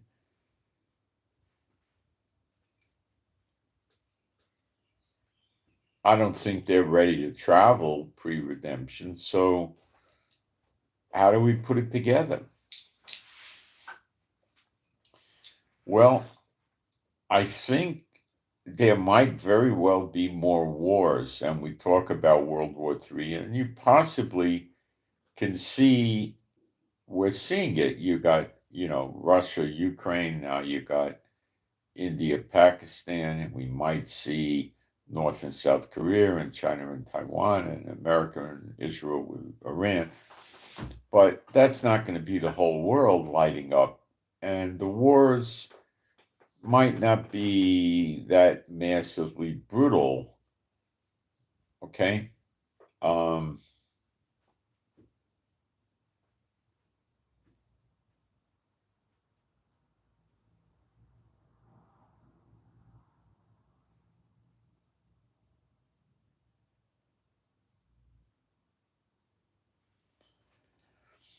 The real destruction is going to come from Jehovah. And I believe it'll come on the day of vengeance, and that's when the people are going to pull out of their countries. This is a day he has planned to show his glory, to show the world he is Jehovah, and he is sick and tired of their nonsense. Now, let's keep reading what he's sick. Okay, Beulah, enough. I can't keep doing it. Isaiah 34:8, for it is the day of the Lord's vengeance and the year of recompenses. That's what we're in now. And the year of recompenses uses the word Shanat, which is not Shana. Shana is, I got something wrong here. I got a flashlight in my pocket that's getting hot. I don't know why. Where the heck did it go? Oh, there it is. And it's more of an indeterminate year, like it's used with animals. You shall take the baby animal the first year. Well, I interpret that of the first year means it's a year old. Okay? Now, if the animal lived 24 months in one day, it wouldn't be a year old, it would be 2 years old. It would be in the second year, right? But if it was 6 months or 8 months old or 3 months old, it wouldn't really be in the first year, although some people argue that it is. I think if it says in the first year, and you could take the animal and sacrifice it any time in the first year, they could start taking, month-old babies away from the mother lamb or other animal, from the cow or whatever, right?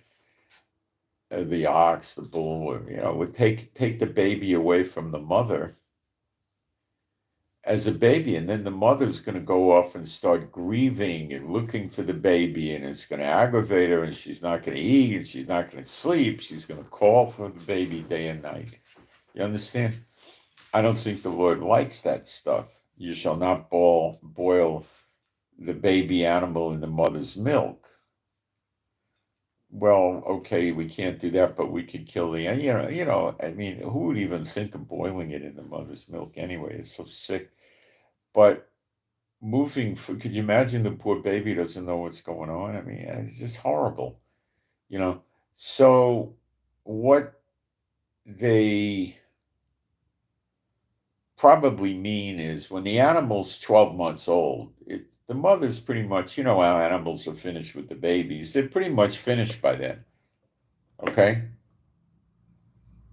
Maybe a horse, which we would never sacrifice, may still be clinging at a year, or an elephant or a giraffe or some other, but these are not animals that we sacrifice. By the time the animal's a year old, the sacrifice, the animals who are used in sacrifices the mother's finished with them. They're grown up and she's done. She's not breastfeeding them. This is just another critter. They lose those hormones after a while. And then, like with dogs, the dog's a few months old. Of course, we never sacrifice dogs, but the dog's a few months old. And the mother's finished with the dog. It's just a regular dog hanging around the pack now. Probably by, I don't know exactly, maybe by 8 months for sure, or by a year for sure, the mother's finished with the animal. It's not a baby to her anymore. She's, if the thing runs away or gets sick and dies or something, she's not going to mourn it. Or if it disappeared, somebody stole it. It's nothing. Not interested anymore.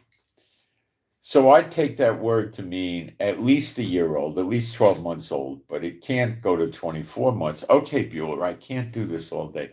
You can't get it into 24 months because then it's in the second year. So when it says a year, a shanat of recompenses, I believe it's up to 24 months. Okay? Then you're in the second. When you finish 24 months, you're in the second year. Now, the Lord told me we're in recompenses August 10th, 2023. So to make it easy, the Bible year is essentially 360 days, 12 30-day months. The Gregorian calendar has an extra 5 days, and they got leap years and all sorts of other stuff that the Bible doesn't ever have. So you would have August 10th is got an extra 10 days, 2 years, let's say, right? So that brings us to July 31st. So I would say, as I understand it, assuming I'm not wrong, I've been wrong about things in the past. I'm assuming I have this correct because the Lord corrected me. The deadline on this would be July 31st. Is it possible that the Lord may do it on July 31st or July 30th or something? Yeah. Is it possible he does it on, I don't know, June 5th, May 30th? Yeah. Could always come before. I don't know the time frame. But I think we need to stop looking for all the wars to break out, including the Zechariah 12 stuff, because that is likely going to happen, in my book, on the Day of Vengeance. And that's going to be one heck of a day. And if you think the Day of Vengeance is one heck of a day, the year of redemption with the appearing of Yeshua is going to be even more amazing because the people are going to get everlasting life. All the Israelites and the believers, even if they're not Israelite origin, they're all going to have everlasting life, and they're all going to come to Israel. And that might cause the siege. Now we have redemption, and then they're saying, oh, all the Jews are coming here. And then we have the temple. The next temple comes down from heaven. Ezekiel 37, the last 3 verses, the Lord says he's going to bring it down from heaven. He places it in the midst of us. Midst means middle. That would be Jerusalem. That's the middle of Israel. So the world goes nuts, and the nations surrounding us are the ones that are going to do this siege, and they're the Shiite Muslim states that are of the belief that we're going to have a false Messiah in a temple, and the false Messiah is going to tell us to kill all the Muslims, and they better get rid of us first. And that's a very popular doctrine in the Shiite countries, which are who the enemy countries are. We haven't seen Iraq rise up yet. We haven't seen Jordan rise up yet, nor Saudi Arabia. And at the current time, Syria is not rising up right now. Egypt is positioning, but they haven't risen up. Turkey is positioning with their military base in central Syria, but they haven't risen up. So is it possible that they do rise up against us before the Day of Vengeance, and on the Day of Vengeance, the 2 witnesses burn them up in Zechariah 12:6? Yes, it's very possible. Okay? Is it possible that the 2 witnesses burn them up after we're in redemption? I don't think so. Not looking at the sequence of Zechariah 12. So, but we don't know when the armies are going to be destroyed in the nations either. Maybe he destroys the armies before the Day of Vengeance. You see, there's a lot of things we don't know, and we have to be careful about making assumptions When you don't know, you don't know. When you don't know, when you start making assumptions, it's okay to say, well, I don't really know. The scriptures don't tell us, but it could be this. That's okay. If you say, well, it could be this, it could be, you're just trying to take an educated Bible guess. That's okay. But if you start painting it as a solid doctrine, that's not so okay, is it?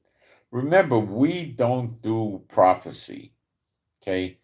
So there's no sin of omission or commission on prophecy because it's not up to us to fulfill it. How would we fulfill it? We don't fulfill it. This Bueller is so needy.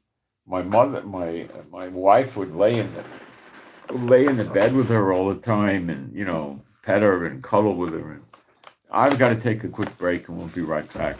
Maybe Bueller will follow me. Ugh.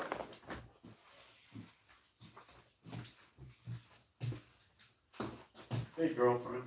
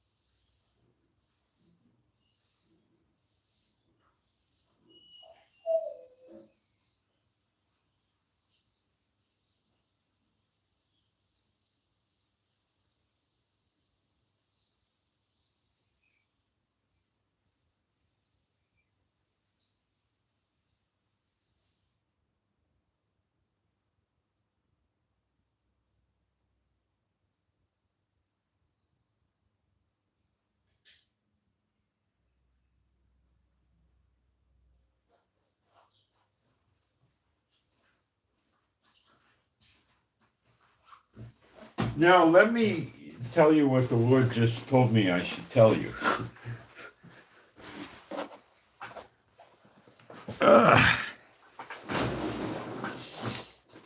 The year of recompenses and the year of redemption are what's referred to by me as a Shanat year. So it could be it should be at least 12 months and it should run up to 24, but not beyond that. In there someplace. It could be 12 months, it could be 13, 15. Okay, so how do we deal with this?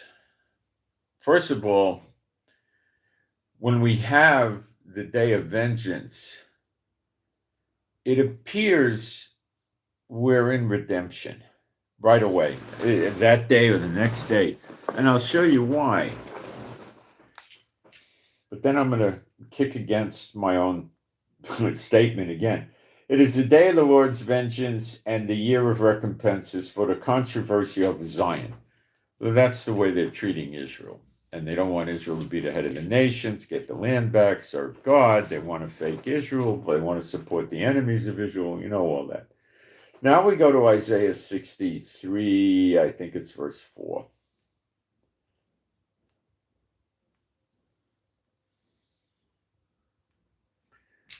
For the day of vengeance is in my heart, and the year of my redeemed is come. So that's a Shanat year. And I'll double check it, but the last time I checked it, though I should maybe think the last 3 or 4 times I checked it, it was a Shanat year, but we'll take a quick look. It's a Shanat year. It says, and Shanat. Yeah, it's a Shanat year. So, you see, let's not jump into this thing and say that we know what day Yeshua is going to appear in this redemption year, because we will not know the day or the hour. Just because Elijah and Enoch burn up the enemies surrounding Israel,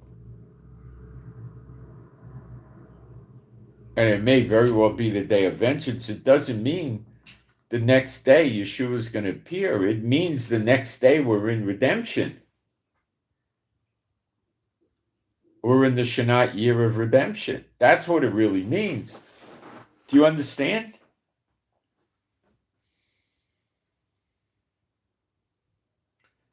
But the saving grace here is when you look at Zechariah 12 and verse 6, the enemies are burned up. And then all the way down, 4 big verses, this much, we see the Spirit being poured out on the people in Jerusalem in the house of David. And then they look upon the one whom they have pierced. So the Spirit's poured out on them. Okay, that makes them believers. Okay. Does it say in that day they shall look upon the one whom they have pierced? See, I'm trying to brace you for what's coming up now, and he's bracing me. So before we leave Isaiah 63:4, the day of vengeance is now that word day is yom, and that's a day. That's a 24-hour day. That's a day. Okay? Period. It's a day, right? Okay. Now, when you read Hosea 6:1 and 2, it says the punishment of Israel for 2 days, right? And, Peter tells us a day is like 1,000 years unto the Lord. So we know that the punishment wasn't 48 hours for Israel, So 2,000 years, roughly. It's not a precision 2,000 years like 70 years in Babylon was a precise precision figure, okay? But this is not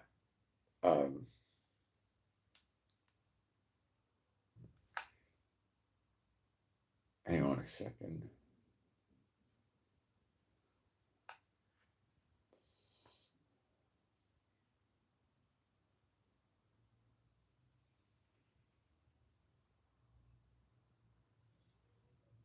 Okay. Hang on, I just got to check something.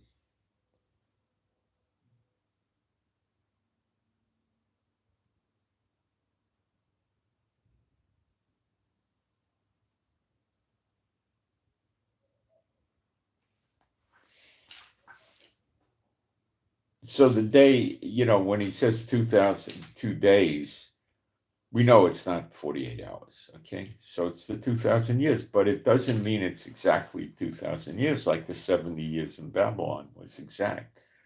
You got to get that. You got to understand that. Okay?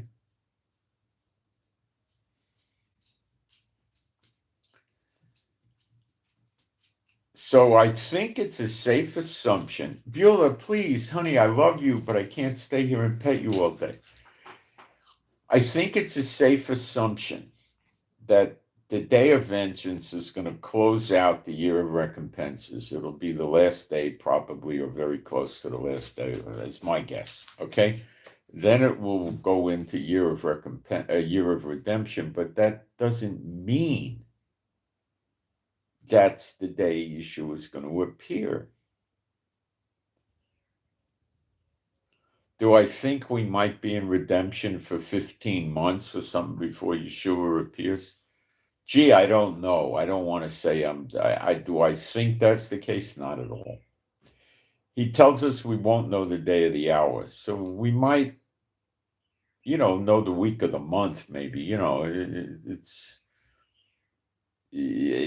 don't think it's going to be a long, but you never know. You don't know. You got to experience it. It's so easy to make mistakes with assumptions. What is the space between Zechariah 12:6 and 12:10? I don't know. So let's play this again. This is recompenses, the payback on the nations. The day of vengeance, they get slammed. Okay? Now we're in redemption. Yeshua hasn't appeared yet. Oh, he will, but he hasn't done it yet. So the two witnesses, maybe they're now training the Levites because the Spirit's been poured out on them in Jerusalem. So they're training them how to do the sacrifices. And maybe now, because the Spirit was poured out on them, the temple has come down. If God poured the temple down before he poured his Spirit out on them, what would they start doing? They would probably start reading the Kabbalah and the Talmud in the temple. Unless Elijah cleaned it up beforehand. But how could Elijah clean it up if the Spirit's not poured out on him? There's a lot of questions here. You understand these questions? Okay? Please note, now I'm talking to you at the leading of the Lord, I know, about redemption. Now, what does that mean? For starters, lift up your head. I would say even like it's at the doors, and you should be rejoicing. I am. All right, let's keep going. So we could be in redemption, which is when the yoke is broken off our neck. And that could be, and it's in the destruction of the daughter of Babylon passages, America destroyed in Jeremiah 50:51. We're going to be his battle axe. So I keep telling you, we're going to fight.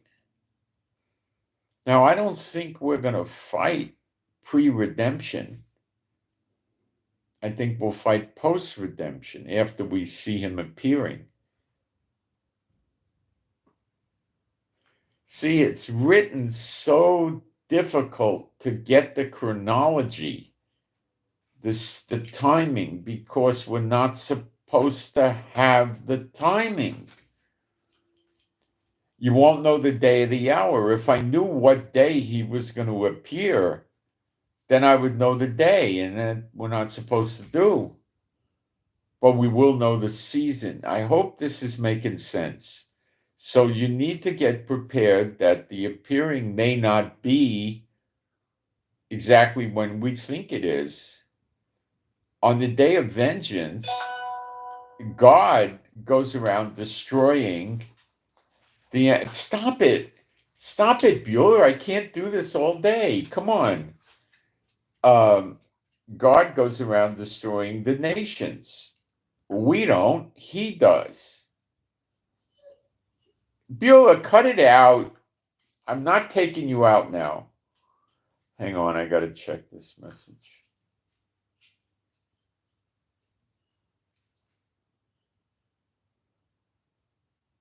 Old Beulah knows is what Beulah wants. She's a dog. She was out this morning for a good spell. I don't want to put her out there on the harness without me there. And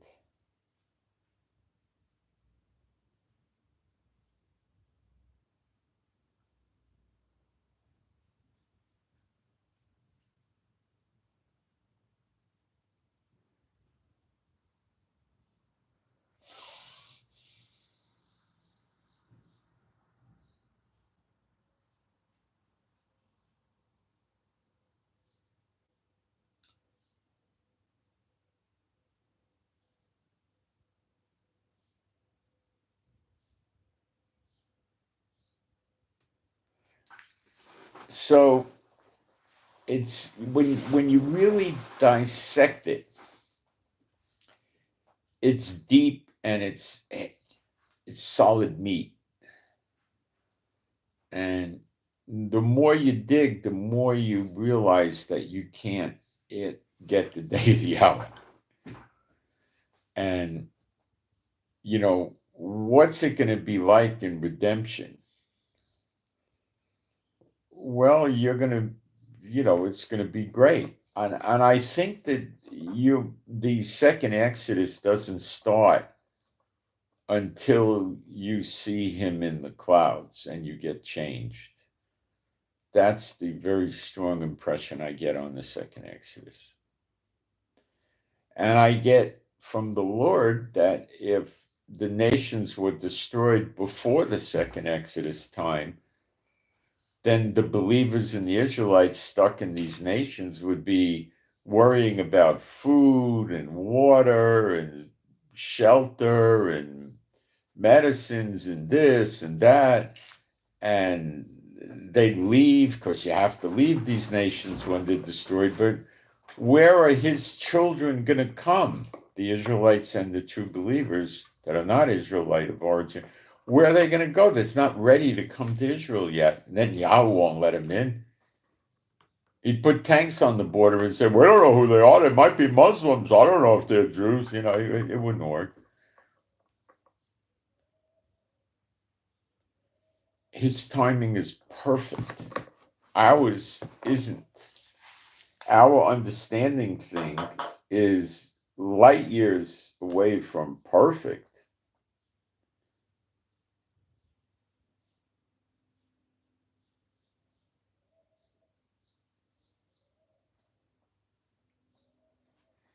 I don't know what they're trying to tell me here.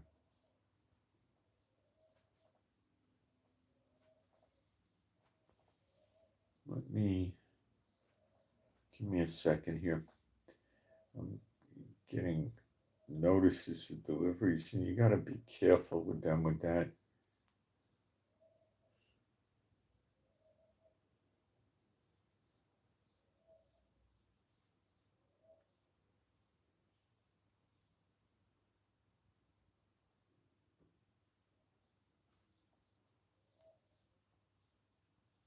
They're telling me that a package shipped,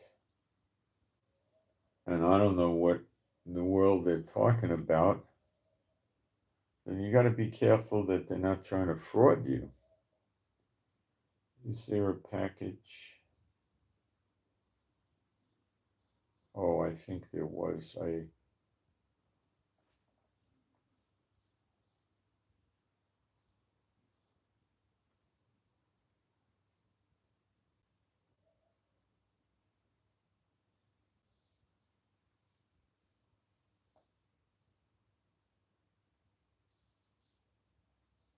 Huh.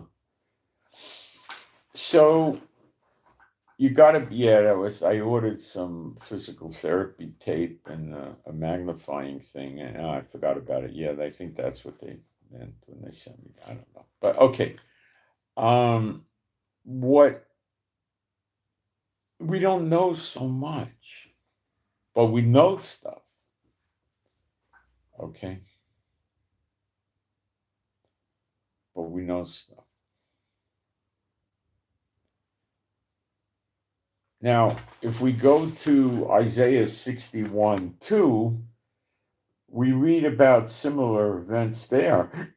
Well, actually, the same events. Let's go there and look at it.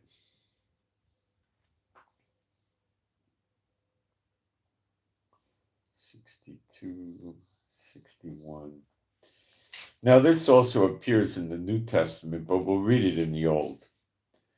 The spirit of Jehovah Elohim, Adonai Jehovah, is upon me because Jehovah hath anointed me to preach good tidings unto the meek, and he has sent me to bind up the brokenhearted, to proclaim liberty to the captives, and the opening of the prison to them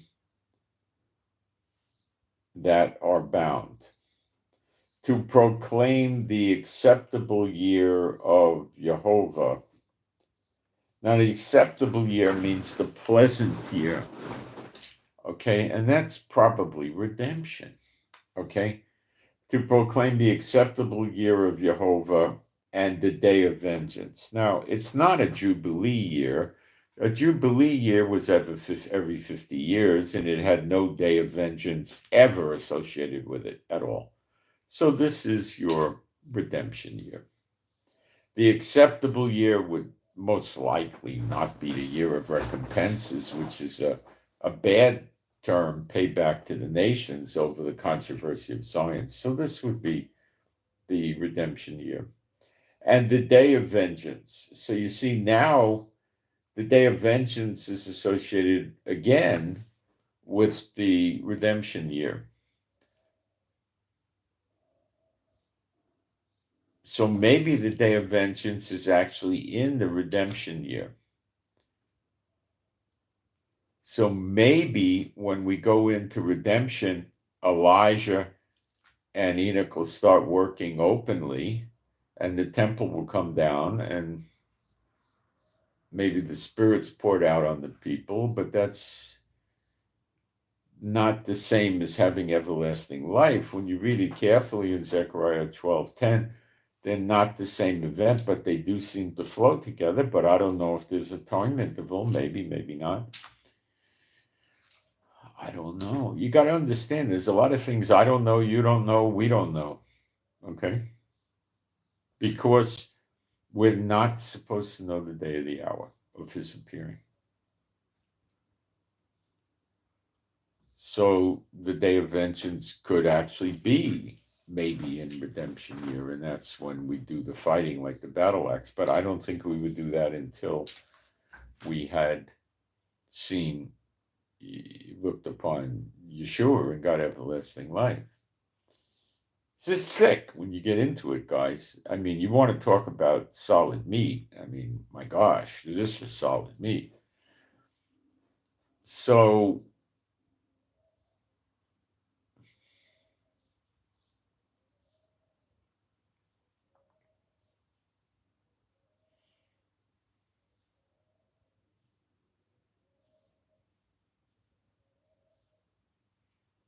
it's hard to get this down. I guess what I'm prepping you for is that when we get into redemption year, it may not or be the first day that Yeshua appears in the clouds. Don't assume that. Remember, there's so much that has to happen in this year. This is the return of all the true believers around the world and all the lost tribes and the not lost tribes, Judah and Levi. And they got to go to the wilderness, and they stop there, and then they come into Israel. And what happens in year of redemption? Everybody gets their land back, their house back, their land back. So they're going to have to finish in the wilderness and come to Israel before the close of the Shanat year of redemption. Now, what does that tell you? It tells you the time in the wilderness ain't no 40-year period. Okay? It doesn't tell you it's 40 days like the time that Yeshua fasted, but it might be. Maybe it's 6 months. I don't know. Will the two witnesses be there in the wilderness? Not so sure they will, not so sure they won't. Maybe one is there and one stays in Israel, and maybe the glory of God of Israel is with them, maybe not. I don't know.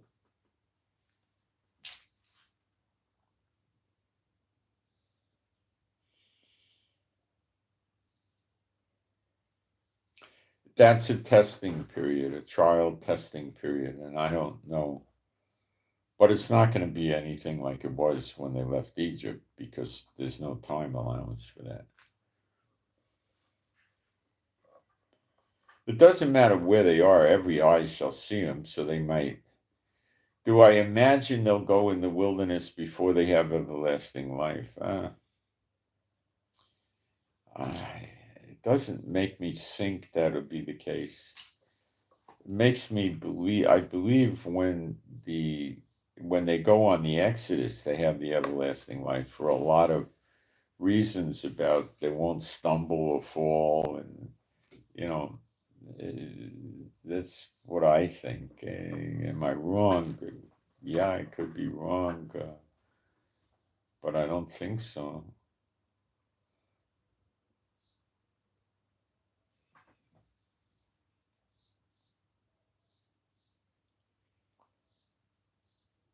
Could the day of vengeance be the last day of recompense and the first day of redemption. Yeah, there could be an overlap.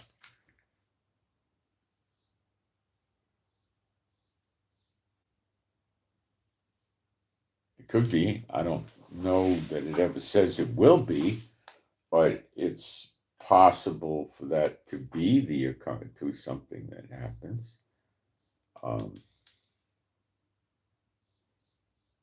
But I don't know if it's going to be that way for sure.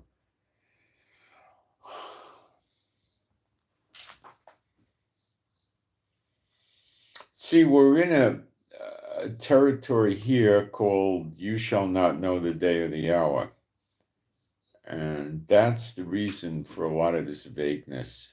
Yeshua says, "Even I don't know, just my heavenly Father. Me and the angels don't know, just my heavenly Father." Now, they attribute that to the return to earth of Yeshua. We may not know the day, the hour for that, but we're going to know some things.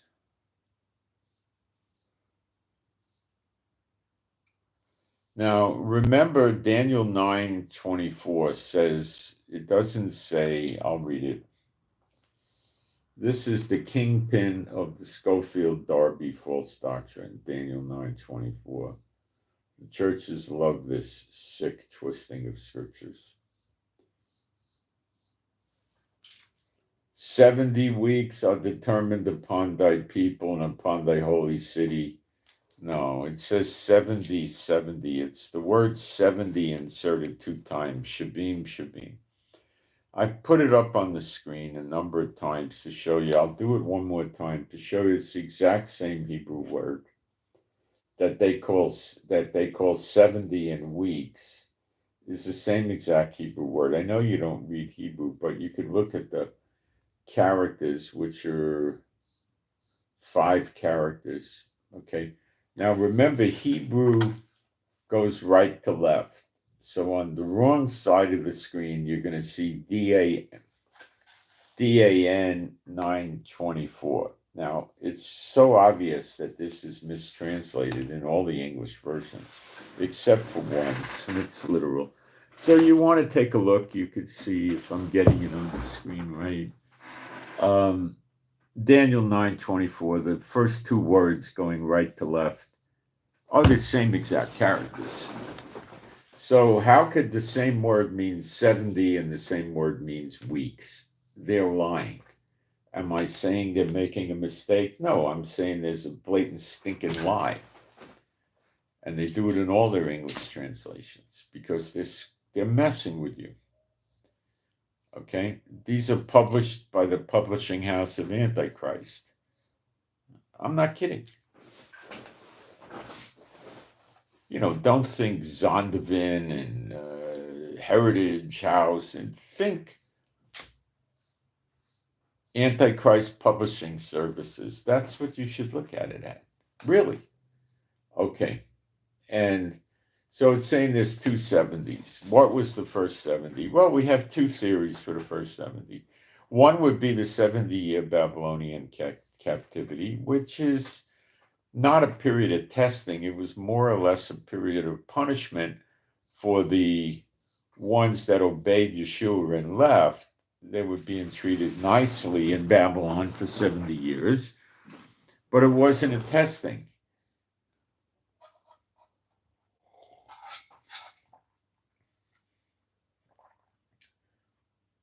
After the 70 years, they didn't exactly get redeemed. They more or less got their land back. Not a whole lot more.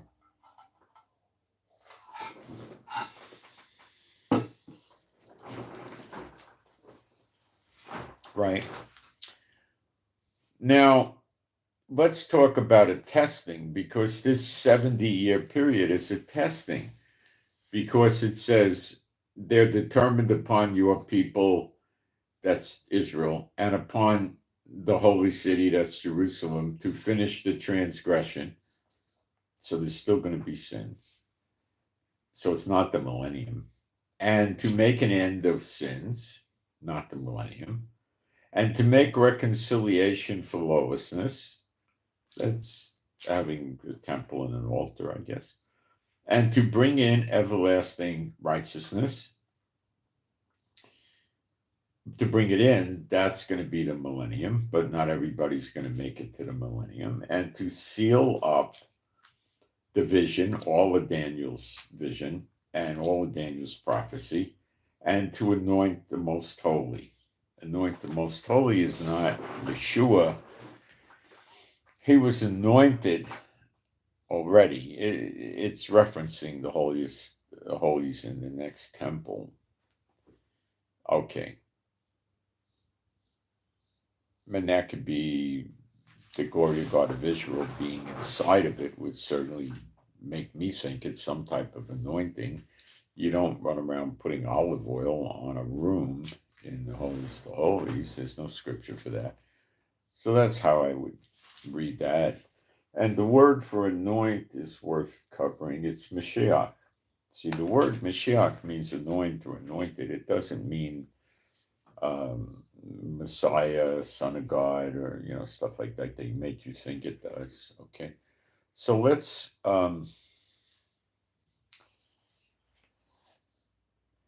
understand that there's a second 70 coming, and the second 70 will begin when Yeshua appears, in my opinion,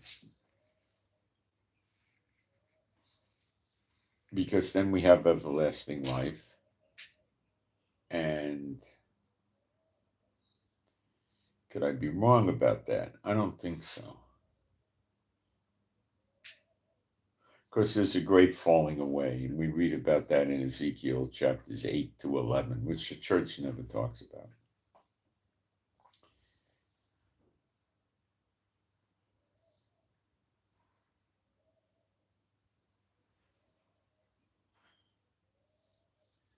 I'm thinking here.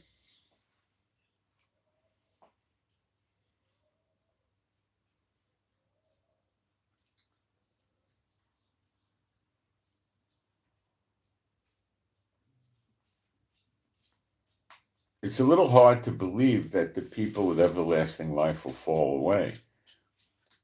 But the people that lived before the flood basically had something like everlasting life. They were living 900 years, so they were put together much better than we are today, right? All right. And they sure fell away. Okay, Beulah, go. And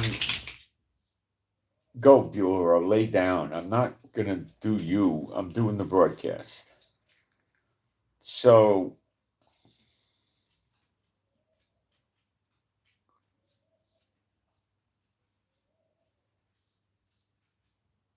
you read Jeremiah 30, 31, and, even into 32, I think you get the distinct idea. They shall all know me from the least to the greatest. But then again, the next 70 is a testing period, and a transgression. And it says there'll be a great falling away. So that's your Gog and Magog.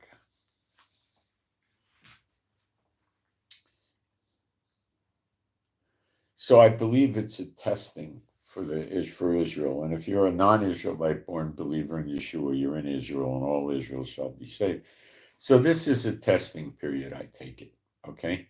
If it wasn't, it would say, something like when when he appears, everybody will be, great, no problem. That's what you see in New Jerusalem. Not yet. So this 70-year period is a testing to see who gets into New Jerusalem. So I believe, based on Joel chapter 2, that when Yeshua appears in the clouds at the right hand of God the Father, there's a trumpet from heaven blown, which is a shofar. You'll hear it. Doubt you'll see it. You'll hear it. And the moon turns to blood probably before. I don't know, maybe during it, but probably before is what I'm looking at it, or just before, or maybe at the same time. I don't know. And the sun doesn't give her light. Yeshua appears like the sun, like really bright and like lightning, super bright. So maybe the sun does get darkened, and that's the sun going dark and the moon turning to blood could be right at the appearing, which would make his appearing even brighter.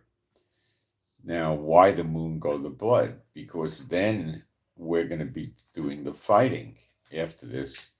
So that's the blood, a warning to the enemies of him, which are the enemies of Israel. They're synonymous. The church, of course, they would choke on that one.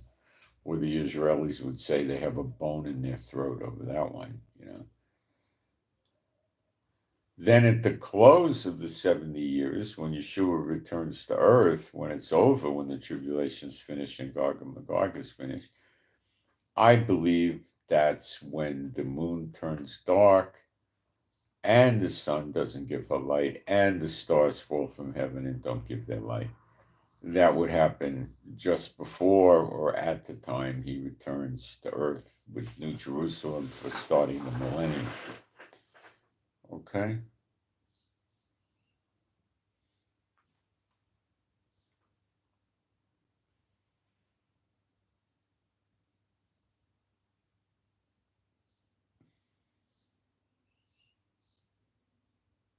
I think during this time we stay in New Jerusalem for the most part, if not exclusively. I don't know.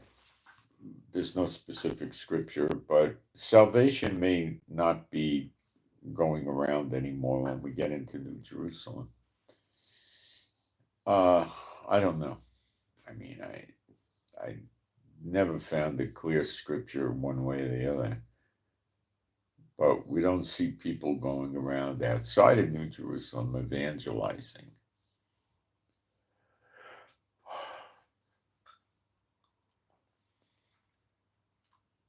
So the 70-year period for the believers is not that bad. When you read Zechariah 14, which is about the same Gog and Magog, half of the Jerusalem gets attacked then. The houses are broken into and looted, the women are raped, and half of Jerusalem goes into captivity. They get taken away, and the other half don't go anywhere because they have the mark placed on their forehead, which would be, I believe, Jehovah's name, and they don't have to leave.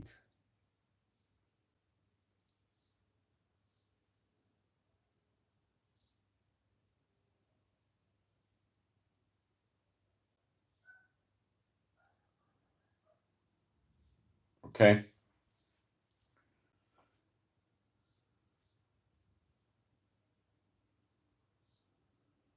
So when we hit redemption, in my book, it's probably going to be really nice for a long time, 40 years or more, before the falling away comes. So we'll have a much needed rest, I think. And that's when we'll be multiplying, making children, and raising the children. Now, my personal opinion is it's probably going to be about 63 years of pretty good peace, or maybe 60 years, and then we're going to start to see the falling away. Okay. And probably over 7 years. Maybe. Something like that. That's just guessing at this, really. It's going to be, we're going to have a long run of nice and peaceful stuff for us. Might be turmoil in the nations, the enemy will be rising and stuff, but we'll have it good. And then they'll grow in strength, and then they beat their swords. They beat their plowshares into swords and their pruning hooks back into spears.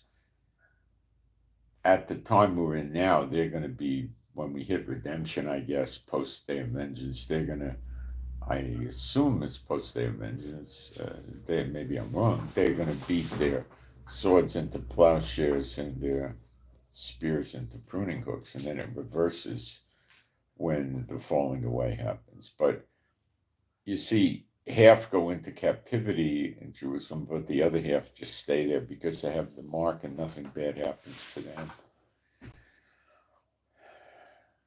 So it's a rather rough ride, but not that bad for the believers.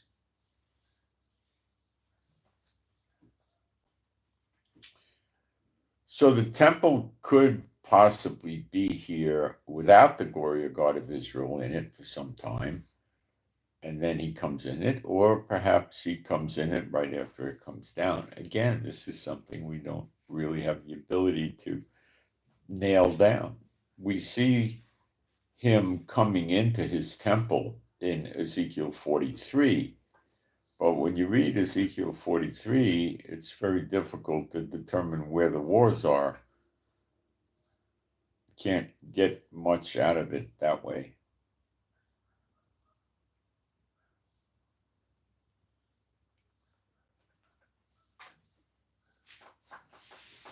And there's all the reasons for this, okay? Now, is it possible that there is this information in extra biblical books that are real books? Could be. I don't know. How much time do you have to sit there and, pour through Enoch and Jubilees and other books? I mean, how much time do you have? I don't know. I don't have that much time. I'm going to try to keep, messing around with it and trying to get it. But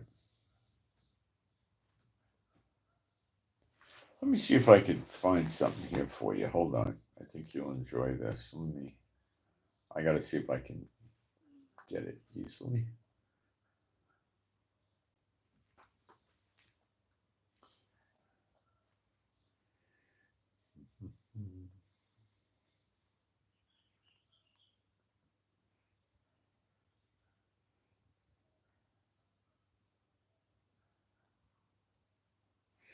Let me read you the beginning of the book of Enoch from R.H. Charles in 1917, published by Oxford. The words of the blessing of Enoch, wherewith he blessed the elect and righteous who will be living in the day of tribulation, when all the wicked and godless are to be removed. And he took up his parable and said, Enoch, a righteous man whose eyes were opened by God, saw the vision of the Holy One in the heavens, which the angels showed me, and from them I heard everything, and from them I understood as I saw. See, he was pre-flood, so things were different there. The angels came and taught him this stuff. Isn't that cool? But not for this generation, but for a remote one, which is for to come. See, he's projecting it to our day, I guess. Concerning the elect, I said, and took up my parable concerning them, concerning the elect. The Holy One will come forth from his dwelling, and the eternal God will tread upon the earth, even on Mount Sinai. Wow. So he's talking about the Great One and then the eternal God. So I would think one of them is Father God Jehovah and the other one is Yeshua, wouldn't you? That's what I'm thinking. Even Mount Sinai. Well, that's the mountain that's got to come up with the temple because the temple rests on top of it. and appear from his camp.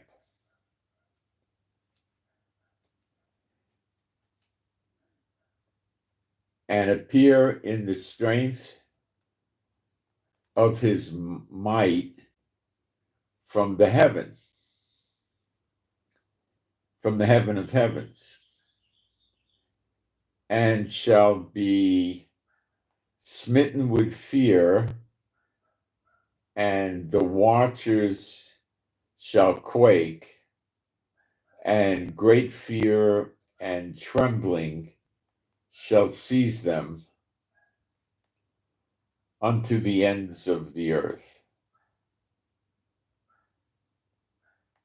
And the high mountains shall be shaken, and the hills shall be made low. This is the new heaven and the new earth, and shall melt like wax before the flame.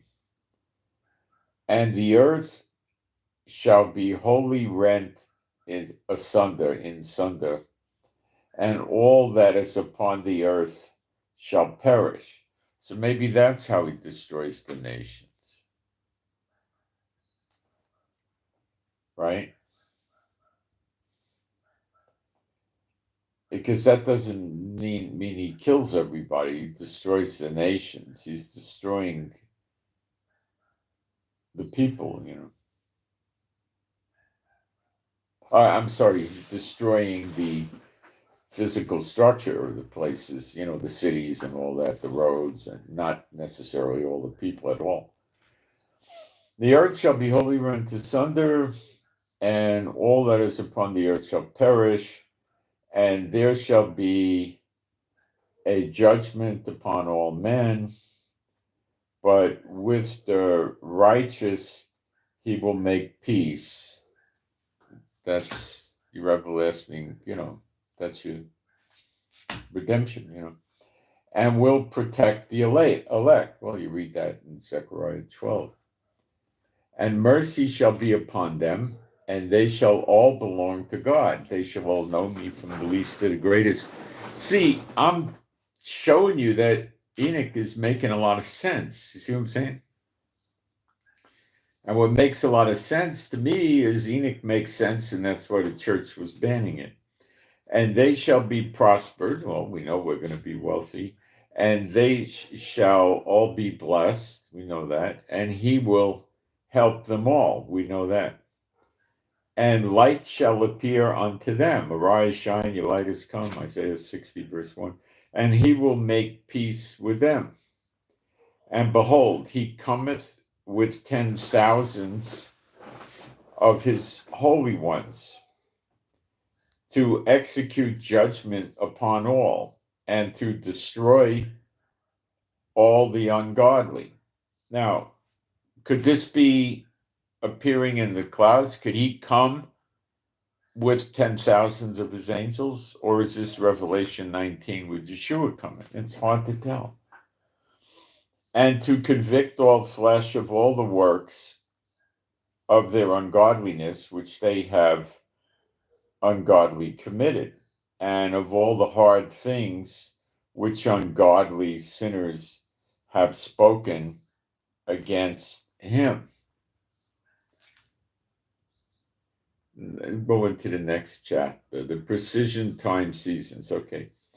Observe everything that takes place in the heaven, how they do not change their orbits, and the luminaries which are in the heaven, how they all rise and set in order, each in his season, and transgresses not against their appointed order. Behold, ye the earth, and give heed to the things which take place upon it from first to last. How steadfast they are, how none of the things upon the earth change, but all the works of God repeat. Oh, I don't think this. Let's see, the next chapter, what does that say? And then he talks about the winter and the trees. Okay, I just wanted to give you a taste of it. I not having lots of time these days to sit there and pour through Enoch, which is quite a big book. But I can try. So I got this thing for $1.29 off of Amazon. And I think you can find it for 50 cents. I got it. I got ripped off. So you can get it at Amazon in Kindle version.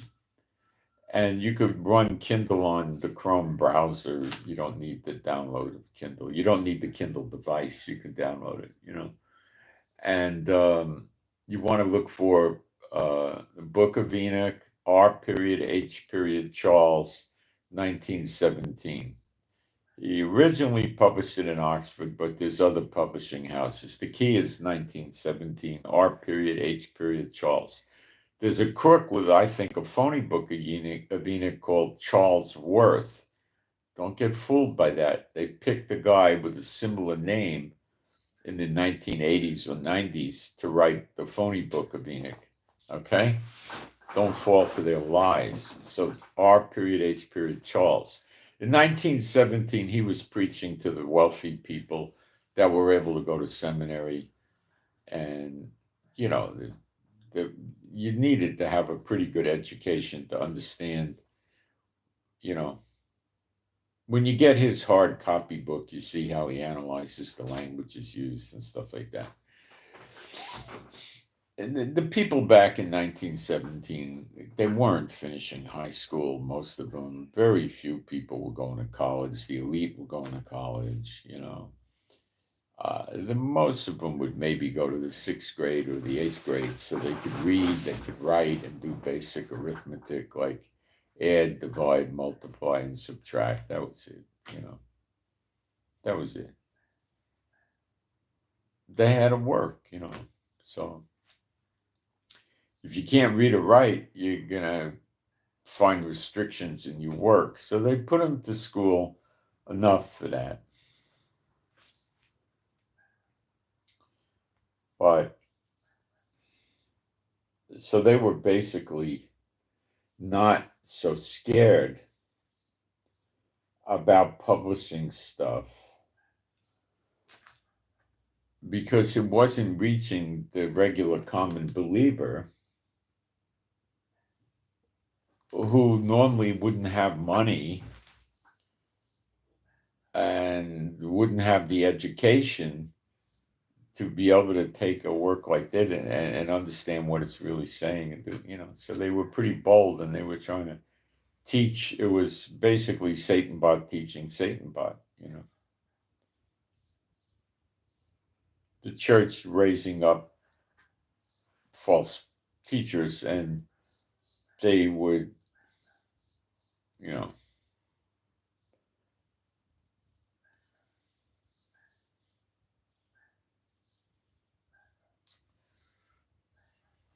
All right, let me check the live stream. So Enoch is not such a lost cause, is it?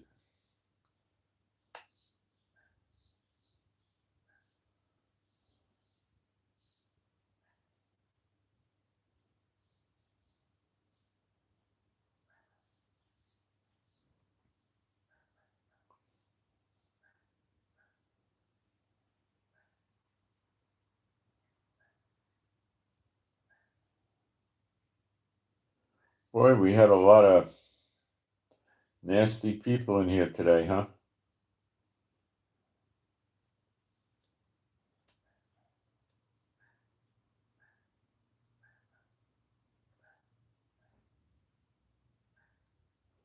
All right.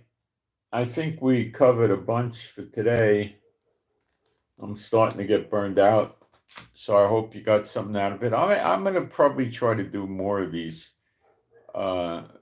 maybe pick up some other things in End Times Review tomorrow or something. I got to pray about it and see if that's what he wants me to do. There's other things we could talk about, but I know he led me to talk to you the way I have been about redemption, and maybe things. Well, I said what I had to say, I guess. So, please remember to pray for me to get my sleep cycling with this waking up early. I try to get up at 4 a.m.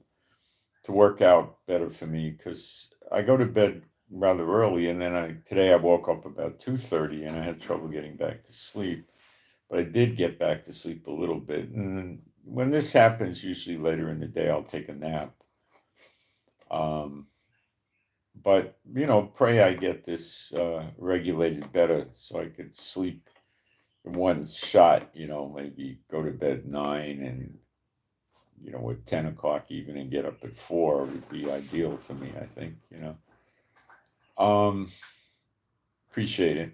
And please also pray for me and my wife for our peace, safety, protection, and joy and healing of our bodies. And pray for our animals and pets that are all rescues, that they be happy, healthy, and whole. And pray that we get more insights in the videos, and God gives me more of a better understanding of things in prophecy that I could pass on to you, and better understanding of the Bible and other things as well. And